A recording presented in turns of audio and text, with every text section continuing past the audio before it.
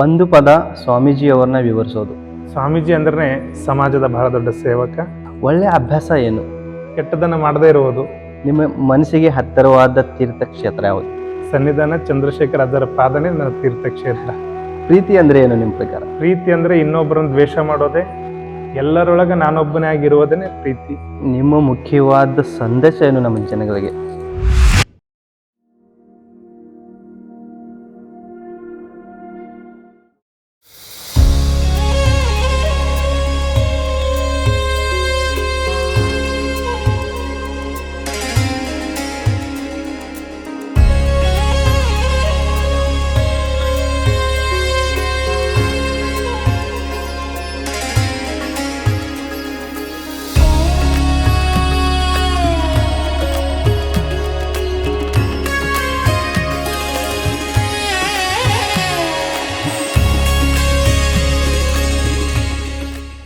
ನಮಸ್ಕಾರ ಎಲ್ಲರಿಗೂ.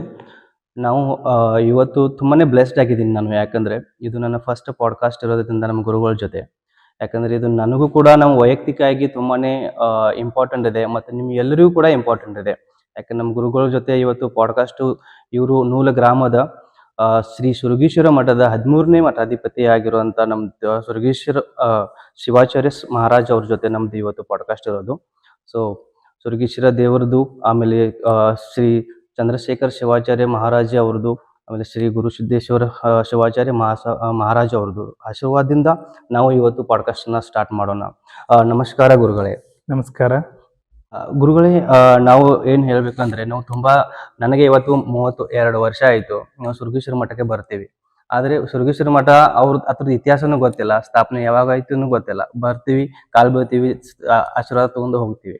ಗುರುಗಳೇ, ನಾವು ನಿಮ್ಗೆ ಏನು ಕೇಳಬೇಕಂದ್ರೆ, ಸುರಗೀಶ್ವರ ಮಠ ಯಾವಾಗ ಸ್ಥಾಪನೆ ಆಯಿತು, ಅದ್ರ ಹಿಂದಿನ ಇತಿಹಾಸ ಏನು ಅಂತ ನಮಗೆ ಸ್ವಲ್ಪ ತಿಳಿಸ್ಕೊಡಿ.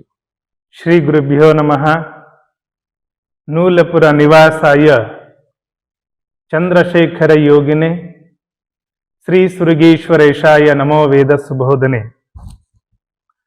ಪ್ರಾತಸ್ಮರಣೀಯ ಶ್ರೀ ಗುರು ಸುರಗೀಶ್ವರರನ್ನ, ಕರ್ತೃತ್ವ ಶಕ್ತಿಯಾಗಿರುವಂಥ ಶ್ರೀ ಗುರು ಚಂದ್ರಶೇಖರ ಶಿವಾಚಾರ್ಯ ಭಗವತ್ಪಾದರ ಶ್ರೀಚರಣಕ್ಕೆ ಭಕ್ತಿಯ ಪ್ರಣಾಮಗಳನ್ನು ಸಮರ್ಪಿಸಿ, ಇವತ್ತು ನಮ್ಮ ಮಠದ ಶಿಷ್ಯರಾಗಿರುವಂಥ ಸುರೇಶ್ ಅವರು ಬಹುತೇಕ ಈ ಮಠದ ಪರಂಪರೆಯನ್ನ, ಈ ಮಠದ ಇತಿಹಾಸವನ್ನ, ಮಠದಲ್ಲಿ ನಡೆಯುವಂಥ ಧಾರ್ಮಿಕ ಕಾರ್ಯಕ್ರಮಗಳನ್ನ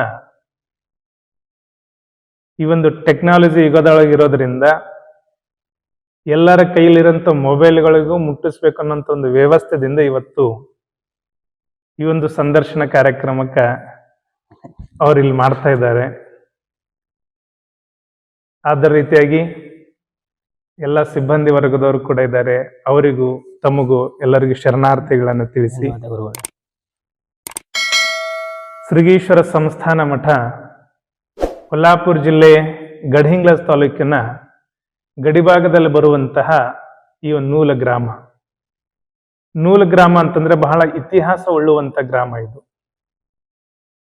ಈ ಮಠದ ಸ್ಥಾಪನೆ ಅಂತಂದ್ರೆ 11ನೇ ಶತಮಾನದಲ್ಲಿ, ಅಂದ್ರೆ 12ನೇ ಶತಮಾನದೊಳಗೆ ನಾವೆಲ್ಲ 12ನೇ ಶತಮಾನ ಅಂತಂದ್ರೆ ಅದು ಈ ದೇಶದ ಇತಿಹಾಸದೊಳಗೆ ಒಂದು ಬಹುದೊಡ್ಡ ಗತಿಯನ್ನು ಪಡೆದಿರುವಂತ ಶತಮಾನ. ಶರಣರು, ಸಂತರು ಈ ದೇಶದೊಳಗ ಧರ್ಮವನ್ನು ಎತ್ತಿಡಿಯುವುದಕ್ಕಾಗಿ ಜಾತಿ ಮತಗಳನ್ನ ತೆಗೆದು ನಾವೆಲ್ಲರೂ ಮಾನವರು, ಮಾನವೀಯತೆಯಿಂದ ಬದುಕಬೇಕಂತ ಶರಣ ತತ್ವನ ಸಾರಿರುವಂತಹ ಶತಮಾನ ಅಂದ್ರೆ ಅದು 12ನೇ ಶತಮಾನ. ಅದರ ಪೂರ್ವದಲ್ಲಿ ಈ ಮಠದ ಸ್ಥಾಪನೆಯನ್ನ ಪರಮ ಪೂಜ್ಯರು, ತಪೋ ಅನುಷ್ಠಾನ ಮೂರ್ತಿಗಳಾಗಿರುವಂತಹ ಶ್ರೀ ಸುರಗೀಶ್ವರ ಸ್ವಾಮಿಗಳಿಂದ ಈ ಮಠವನ್ನ ಸ್ಥಾಪನೆಗೊಳ್ಳುತ್ತದೆ. ಗುರುಗಳು, ಇದು ನಮ್ದು ಮೊದಲನೇ ಮಠಾಧಿಪತಿ ಯಾರು ಸುರಗೀಶ್ವರ ಮಠಕ್ಕೆ? ಸುರಗೀಶ್ವರ ಶಿವಾಚಾರ್ಯರು ಅಂತ ತಿಳ್ಕೊಂಡು ಮೊದಲನೇ ಮಠಾಧಿಪತಿಗಳಾಗಿದ್ದರು ಅವರು. ಇವಾಗ ಮತ್ತೊಂದು ಏನಂದ್ರೆ, ನಮ್ಮ ಛತ್ರಪತಿ ಶಿವಾಜಿ ಮಹಾರಾಜ್ ಅವರು ಇದ್ರು. ಆ ಕಾಲದಲ್ಲಿ ಈ ಮಠಕ್ಕೆ ಒಂದು ಪತ್ರವನ್ನು ಬರೀತಾರೆ. ಅದೇ ರೀತಿಯಾಗಿ ನಮ್ಮ ಮಠಾಧಿಪತಿಯವರು ಅವ್ರಿಗೆ ಪ್ರತಿ ಉತ್ತರ ಅಂತ ಅವ್ರಿಗೂ ಕೂಡ ಇವರು ಪತ್ರನ ಬರೀತಾರೆ ಅಂತ ನಾನು ನಿಮ್ ಜೊತೆ ಮಾತಾಡುವಾಗ ತಿಳ್ಕೊಂಡೆ. ಸೊ ಆ ಪತ್ರದಲ್ಲಿ ಏನಿತ್ತು, ಅವ್ರು ಏನ್ ಹೇಳಿದ್ರು, ಮತ್ತೆ ಇವ್ರು ಏನ್ ಪ್ರತಿ ಉತ್ತರ ಕೊಟ್ರು ಅವರಿಗೆ?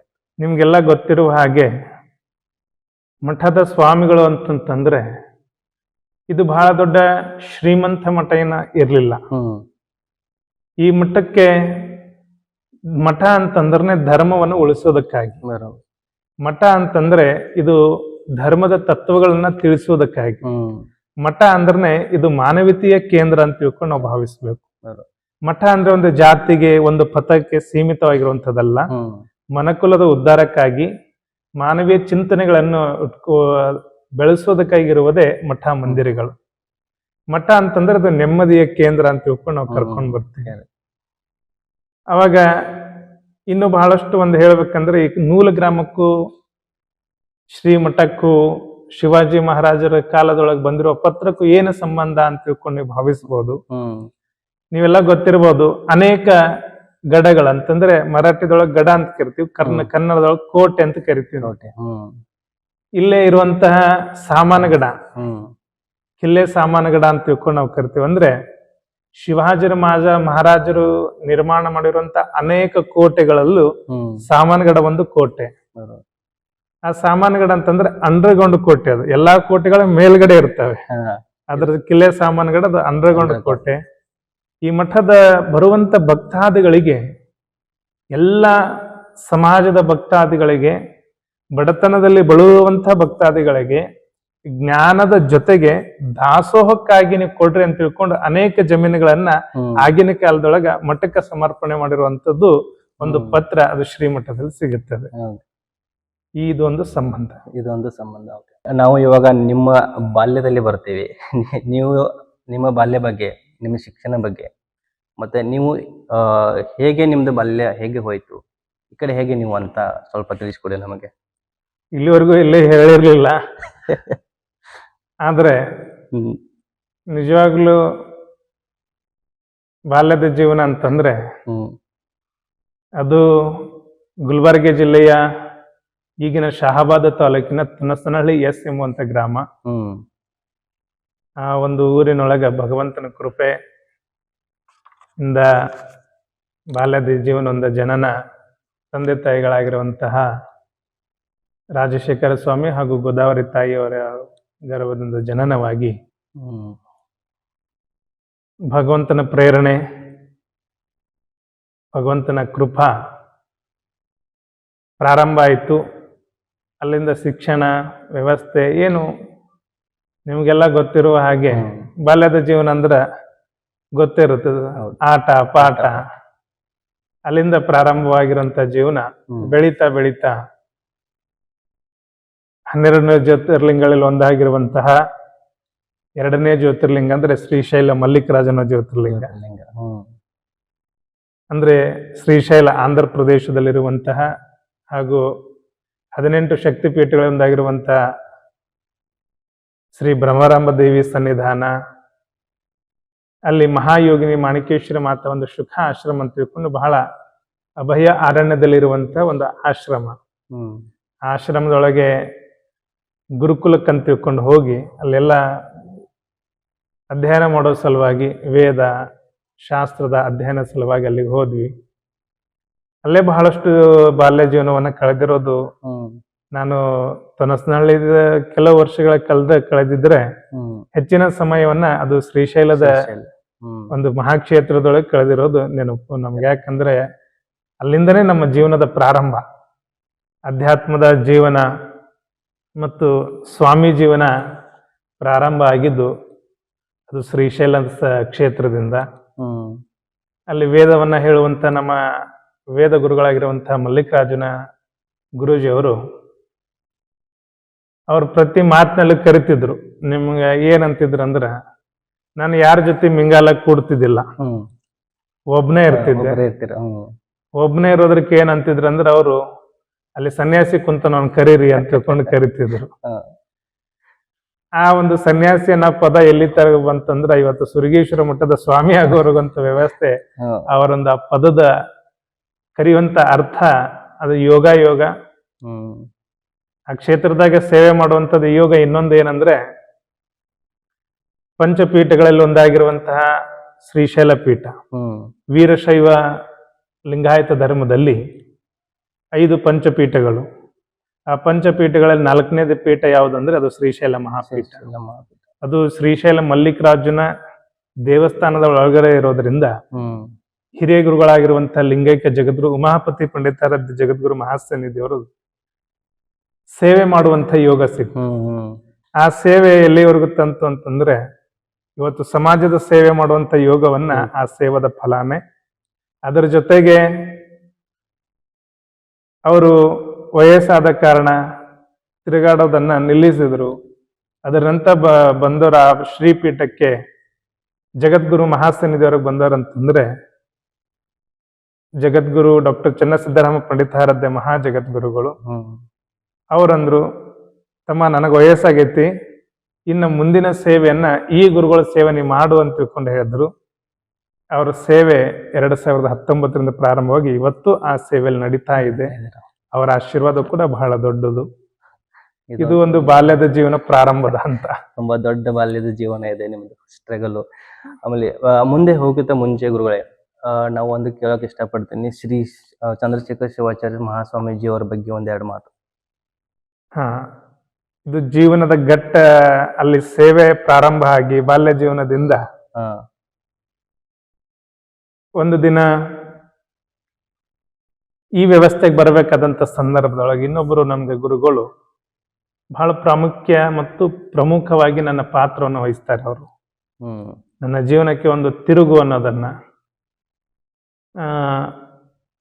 ನಾನು 2012-13ರಲ್ಲಿ ಈ ಪರಂಪರೆಯಲ್ಲಿ ಸ್ವಾಮಿ ಜೀವನ ಸಮಾಜ ಸೇವೆಯನ್ನ ಪ್ರೇರಣೆ ಆಗಿರುವಂಥದ್ದು ಉಭಯ ಜಗತ್ತುಗಳು. ಈ ಸಮಾಜ ಸೇವೆ ಮಾಡಬೇಕು ಅಂತಂದ್ರೆ ಒಂದು ಒಳ್ಳೆ ಶಾಸ್ತ್ರ ಅಧ್ಯಯನ, ಪ್ರವಚನ, ಪುರಾಣವನ್ನ ಕಲಿಸಿದವರಂತಂದ್ರೆ ಹ್ಮ್ ಪರಮ ಪೂಜ್ಯ ಪಂಡಿತ ಅನಧಾನ ಮಹಾಸ್ವಾಮಿಗಳಂತ ತಿಳ್ಕೊಂಡು ಇಲಕಲ್ಲದವರು. ಅವರು ಪ್ರೇರಣೆಯನ್ನು ಕೊಟ್ಟರು. ಆ ಪ್ರೇರಣೆದಿಂದ ಜಗದ್ಗುರು ಮಹಾಸನ್ನಿಧಿಯವರ ಸೇವೆ ಆಶೀರ್ವಾದದಿಂದ ನಿರಂತರ ಆದಾಗ ಒಂದು ದಿನ ಒಂದು ಕರೆಯನ್ನು ಬಂತು. ಅಂದ್ರೆ ನಮ್ಮ ಜಗದ್ಗುರುಗಳಿಗೆ. ನಾನು ಪೂಜ್ಯ ಜಗದ್ಗುರುಗಳು ಅಂದ್ರು, ನೀನು ನಾಳೆ ನಾಡಿದ್ದು ಬೆಳ್ಳಂಕಿ ಪೂಜ್ಯರ ಕಡೆ ಹೋಗ್ಬೇಕು ಅಂತ. ಬೆಳ್ಳಂಕಿ ಪೂಜ್ಯರು ಅಂತಂದ್ರೆ ಜತ್ತ ತಾಲೂಕಿನಲ್ಲಿ ಬರುವಂತಹ ಬೆಳ್ಳಂಕಿ ಶಟಸ್ಥಲ ಬ್ರಹ್ಮ ಶಿವಲಿಂಗ ಶಿವಾಚಾರ್ಯ ಮಹಾಸ್ವಾಮಿಗಳು. ಅಂದ್ರೆ ಇವತ್ತು ನೂಲು ಮಠ ಮತ್ತು ಚಂದ್ರಶೇಖರ ಅಜ್ಜರ ಆಶೀರ್ವಾದ ನನಗೆ ಆಗ್ಬೇಕಾಗಿತ್ತು, ಅಂದ್ರೆ ಅವ್ರ ಕರುಣೆ ನನಗೆ ಲಭಿಸಿತ್ತು ಅಂತಂದ್ರೆ ಅದಕ್ಕೆ ಕಾರಣೀಕರ್ತರಾದವರು ಪರಮ ಪೂಜ್ಯ ಶಿವಲಿಂಗ ಶಿವಾಚಾರ್ಯ ಮಹಾಸ್ವಾಮಿಗಳವರು. ನಾನು ಯಾಕೆ ಹೋಗ್ಬೇಕು ಅಂತ ಪ್ರಶ್ನೆ ಮಾಡಿದಾಗ ಗುರುಗಳಂದ್ರು, ಗುರು ಆಜ್ಞೆ ಏನ್ ಮಾಡ್ತಾನಲ್ಲ ಅದನ್ನ ಶಿಷ್ಯ ಅದನ್ನ ಪಾಲನೆ ಮಾಡ್ಬೇಕು, ಅವ್ರು ಕರೀತಿದಾರೆ ಹೋಗು ಅಂತಂದ್ರು. ಸರಿ ಅಂತ ತಿಳ್ಕೊಂಡು ಬೆಳ್ಳಂಕಿ ಅಜ್ಜರ ಜೊತೆಗೆ ನಾನು ಅವ್ರ ಗಾಡಿಯಲ್ಲಿ ಕೂತ್ಕೊಂಡಾಗ ಕೇಳಿದೆ, ಬುದ್ಧಿ ಎಲ್ಲಿಗೆ ಹೋಗೋದು ಅಂತ ತಿಳ್ಕೊಂಡು. ಇಲ್ಲ, ಗಡಿಂಗ್ಲಾಸ್ ತಾಲೂಕಿನೊಳಗ ನೂಲ ಮಠ ಇದೆ. ನೂಲ ಮಠದ ಹಿರಿಯ ಗುರುಗಳಾಗಿರುವಂತಹ ತಪೋನಿಧಿಗಳು, ಯೋಗ ಶಕ್ತಿಯನ್ನು ಪಡ್ಕೊಂಡಿರುವಂತಹ ಮಹಾಗುರುಗಳಾಗಿರುವಂತಹ ಚಂದ್ರಶೇಖರ ಅಜ್ಜರ ದರ್ಶನಕ್ಕೆ ಹೋಗ್ಬೇಕು ನಾವಂತ ತಿಳ್ಕೊಂಡು ಕರ್ಕೊಂಡು ಬಂದ್ರು. ಅವರು ಕರ್ಕೊಂಡು ಬಂದಾಗ ಇಲ್ಲೆಲ್ಲಾ ಮಠ ತೋರಿಸಿದ್ರು. ನಿಮ್ಗಿನ್ನೂ ಆಶ್ಚರ್ಯ ಹೇಳ್ಬೇಕಂದ್ರ, ನಾನು ಮಠಕ್ಕೆ ಬಂದೆ, ಗುರುಗಳ ದರ್ಶನ ಮಾಡ್ಕೊಂಡೆ. ಗುರುಗಳ ದರ್ಶನ ಮಾಡ್ಕೊಂಡು ಅದು ಬಂದಿರೋದು ನಂಗೆ ಇವತ್ತು ಆ ದಿನಾಂಕ ಸಮಯನೂ ನೆನಪಿದೆ. 13ನೇ ತಾರೀಕು ಫೆಬ್ರವರಿ 2019ರಲ್ಲಿ ಈ ಮಠಕ್ಕೆ ಬಂದೆ ಮಧ್ಯಾಹ್ನ 2:30ಗೆ. ಬಂದಾಗ ಚಂದ್ರಶೇಖರ ಗುರುಗಳು ನಮ್ಮ ಹಿರಿಯ ಅಜ್ಜರಾಗಿರುವಂತ ಪೂಜ್ಯರು ಕೂತ್ಕೊಂಡಿದ್ರು. ನಮಸ್ಕಾರ ಮಾಡಿದೆ. ನಮಸ್ಕಾರ ಮಾಡಿದ್ಮೇಲೆ ಬೆಳ್ಳಂಕಿ ಅಜ್ಜಾರ ಹೇಳಿದ್ರು, ಇವ್ರ ನೀವು ನೋಡ್ಬೇಕಂದಿದ್ರಲ್ಲ ಸ್ವಾಮಿಗಳು ಇವರ ಅಂತ ತಿಳ್ಕೊಂಡು ಅಂದ್ರು. ನನಗೆ ಆಶ್ಚರ್ಯ ಆಯ್ತು. ನಾನು ದರ್ಶನ ಮಾಡ್ಕೊಳಕಂತ ಬಂದಿದ್ದು, ಎಂದೂ ನಾನು ಚಂದ್ರಶೇಖರ್ ಅಜ್ಜಾರಿಗೆ ನಾನು ನೋಡಿರ್ಲಿಲ್ಲ. ಅದು ಒಂದು ಸುಯೋಗ ಅವತ್ತಿನ ದಿನ. ನೋಡಿದಾಗ ಅಂತಹ ಗುರುಗಳ ದರ್ಶನ ಮಾಡ್ಕೊಂಡ್ಮೇಲೆ ಒಂದು ಏನೋ ಪರಮಾನಂದ. ಅಂದ್ರೆ ಸ್ವಾಮಿ ಆದವನು ಈ ಸಮಾಜದ ಅಧಿಕಾರಿ ಅಲ್ಲ. ಸ್ವಾಮಿ ಅಂದ್ರೆ ಒಬ್ಬ ಸಮಾಜದ ಸೇವಕ. ಸ್ವಾಮಿ ಅಂದ್ರೆ ಧರ್ಮವನ್ನ ಕಟ್ಟುವಲ್ಲಿ, ಧರ್ಮವನ್ನು ಉಳಿಸುವಲ್ಲಿ ಅವನೊಬ್ಬ ಸೇವಕಂತ ನಡೆದು ಮತ್ತು ನುಡಿಯಲ್ಲಿ ಯಾರಿದ್ರಂದ್ರ ಚಂದ್ರಶೇಖರ ಗುರುಗಳಿದ್ರು. ಅವ್ರ ದರ್ಶನ ಆದ ಮೇಲೆ ಅನೇಕ ವಿಷಯಗಳನ್ನ ಊರೆಲ್ಲ ಭಕ್ತರನ್ನ ಕಂಡ್ವಿ. ಪೂಜ್ಯರು ಈ ಮಠದ 1972ರಲ್ಲಿ ಈ ಮಠಕ್ಕೆ ಪಟ್ಟಾಭಿಷೇಕವನ್ನು ಹೊಂದಿರುವಂತಹ ಮಹಾಗುರುಗಳು ಚಂದ್ರಶೇಖರ್ ಅಜ್ಜರನ್ನು ಮಾತು ಹೇಳ್ತಿದ್ರು. ಏನಂದ್ರೆ, ಅಪಗೋಳ ಸ್ವಾಮಿ ಅಂತಂದ್ರೆ ಹೆಂಗಿರ್ಬೇಕಂತಂದ್ರೆ ಬಂದ ಭಕ್ತರಿಗೆ ಭಕ್ತರು ಮಠಕ್ಕೆ ಬರ್ತಾರ ಅಂತಂದ್ರ ಈ ಸಂಸಾರ ಜೀವನ ಅಂದ್ರೆ ಒಂದಿಷ್ಟು ಅಶಾಂತಿ, ಅಸಮಾಧಾನ, ಸಮಾಧಾನ, ಸುಖ, ಶಾಂತಿ. ಮಠಕ್ಕೆ ಬರ್ತಾರ ಅಂತಂದ್ರೆ ಗುರುಗಳ ದರ್ಶನ ಮಾಡ್ಕೊಂಡ್ಮೇಲೆ ನಮ್ಗೆ ಏನಾದ್ರೂ ಒಂದಿಷ್ಟು ಆನಂದ ಆಗ್ಬೇಕು, ಆನಂದ ಆಗುತ್ತೆ. ಒಂದಿಷ್ಟು ಸಂತೋಷ ಆಗ್ಬೇಕಂತ ತಿಳ್ಕೊಂಡು ಮಠಕ್ಕೆ ಭಕ್ತರು ಬರ್ತಿರ್ತಾರೆ. ಅವ್ರು ಬಂದಾಗ ಪ್ರೀತಿಯಿಂದ ಮಾತಾಡ್ಸೋದು, ಅವ್ರು ಇರುವಂತ ಸಮಸ್ಯೆಗಳನ್ನ ಆಲಿಸಿ ಅವರಿಗೆ, ಹೀಗೆ ಎಷ್ಟು ಜನರಿಗೆ ಅಪ್ಪಗಳು, ದೊಡ್ಡ ಗುರುಗಳು, ನಿಮಗೆ ಇನ್ನೂ ಆಶ್ಚರ್ಯ ಹೇಳ್ಬೇಕಂತಂದ್ರ ಅವರಲ್ಲೊಂದು ಅಗಾಧವಾಗಿರುವಂತ ಶಕ್ತಿ ಎಂತದಿತ್ತಂತ ಕೇಳಿದ್ರ, ಯಾವುದೇ ಒಬ್ಬ ವ್ಯಕ್ತಿ ಅಳ್ಕೊಂತ ಮಠಕ್ಕೆ ಅಂದ್ರ ಅವ್ರ ಕೈ ಇಟ್ಟಂದ್ರ ಇಡೀ ಜೀವನದುದ್ದಾಗ್ಲಿಕ್ಕೂ ಆನಂದವೇ ಆನಂದ ಆಗಿರುವಂತ ಅನೇಕ ಉದಾಹರಣೆಗಳು ಪೂಜ್ಯರದೊಂದು ತಪಶಕ್ತಿ ನಮ್ಗೆ ಕಾಣಕ್ ಸಿಗ್ತದೆ. ಅದ್ರ ಜೊತೆಗೆ ವಾಸ್ತು, ಜ್ಯೋತಿಷ, ಇವತ್ತು ಸುಮಾರು ಗಡಿಂಗ್ಲಹಾಜ್ ತಾಲೂಕಿನೊಳಗ ಅನೇಕ ಮಂದಿರಗಳು, ಅದ್ರೊಳಗ ನಿಮಗೆ ಗೊತ್ತಿರೋದಾಗೆ ಇಟ್ನಿ ಬಸವೇಶ್ವರ ದೇವಸ್ಥಾನ ಬಹಳ ದೊಡ್ಡ ಭಕ್ತ ಸಮೂಹ ಹೊಂದಿರುವಂತ ದೇವಸ್ಥಾನ.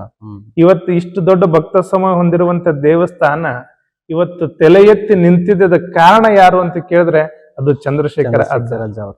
ಇದು ಒಂದಲ್ಲ, ಬಹುತೇಕ ಗಡಿಂಗ್ಲಾಜು ತಾಲೂಕಿನ ಇರುವಂತ ಅನೇಕ ಮಂದಿರಗಳು, ಸುಮಾರು 700-800 ಮಂದಿರಗಳು ಕೂಡ ಅಜ್ಜರ ಕೈ ಮೇಲೆ ನಿರ್ಮಾಣಗೊಳ್ತವೆ, ಪ್ರತಿಷ್ಠಾಪನೆ ಮಾಡ್ತಾರೆ. ಇವತ್ತು ದೇವರಿಲ್ಲ, ನಾಸ್ತಿಕರು ಆಸ್ತಿಕರಂತ ನಾವೆಲ್ಲ ವಿಚಾರ ಮಾಡ್ತಾ ಇರ್ತೀವಿ. ಆದ್ರೆ ದೇವ್ರಿ ಇಲ್ಲ ಅಂದ್ರೆ ಜಗತ್ತಿನೊಳಗೆ ಏನಿಲ್ಲ. ಯಾಕಂದ್ರೆ ಜಗತ್ತೇ ಸೃಷ್ಟಿಕರ್ತನೇ ಆ ಭಗವಂತ ಇರೋದ್ರಿಂದ ಆ ಭಗವಂತನ ಬಿಟ್ಟು ಬೇರೆ ಏನು ಇರೋದಕ್ಕೆ ಸಾಧ್ಯ ಇಲ್ಲ. ಭಕ್ತರನ್ನ ಭಕ್ತಿಯ ಮಾರ್ಗಕ್ಕೆ ಕರ್ಕೊಂಡು ಹೋಗೋದಂದ್ರೆ ಅದು ದೇವಸ್ಥಾನ, ಮಠಗಳಂತ ತಿಳ್ಕೊಂಡು ಪೂಜ್ಯರು ಅನೇಕ ಮಂದಿರಗಳನ್ನ ನಿರ್ಮಾಣ ಮಾಡೋದ್ರ ಜೊತೆಗೆ ಇಲ್ಲಿ ಒಂದು ವೈದಿಕ ಪಾಠಶಾಲೆಯನ್ನು ತೆಗೆದು ಸಾವಿರಾರು ಬಡ ಮಕ್ಕಳಿಗೆ, ಜಾತಿ ಮತ ಭೇದ ಎನ್ನದೆ ಸಾವಿರಾರು ಬಡ ಮಕ್ಕಳಿಗೆ ವಿದ್ಯೆಯನ್ನು ಕೊಟ್ಟು ಅವರಿಗೆ ಇವತ್ತು ಸಮಾಜದೊಳಗೆ ಒಂದು ಸೇವೆ ಮಾಡುವಂತ ಯೋಗನ ಕಲ್ಪಿಸಿದವರು ಚಂದ್ರಶೇಖರ ಗುರುಗಳು. ಗುರುಗಳೇ, ನಮಗೆ ನಾರ್ಮಲಿ ಜನಕ್ಕೆ ಅನ್ಸುತ್ತೆ ನಮ್ಮ ಗುರುಗಳಿಗೆ ಏನಿಲ್ಲ, ಅವರು ಬರ್ತಾರೆ, ಮಠದಲ್ಲಿ ಇರ್ತಾರೆ, ನಾವು ಹೋಗ್ತೀವಿ, ನಮ್ಗೆ ಆಶೀರ್ವಾದ ಕೊಡ್ತಾರೆ, ಅವ್ರಿಗೇನು ಅನ್ಸಲ್ಲ. ನಮ್ಮ ಜೀವನ ಶೈಲಿ, ನಾರ್ಮಲ್ ಜೀವನ ಶೈಲಿ ಮತ್ತೆ ನಿಮ್ಮ ಸ್ವಾಮಿಗಳ ಜೀವನ ಶೈಲಿ, ಅದ್ರ ವ್ಯತ್ಯಾಸ ಏನಿದೆ ಅಂತ ತಿಳ್ಕೊಬಹುದು.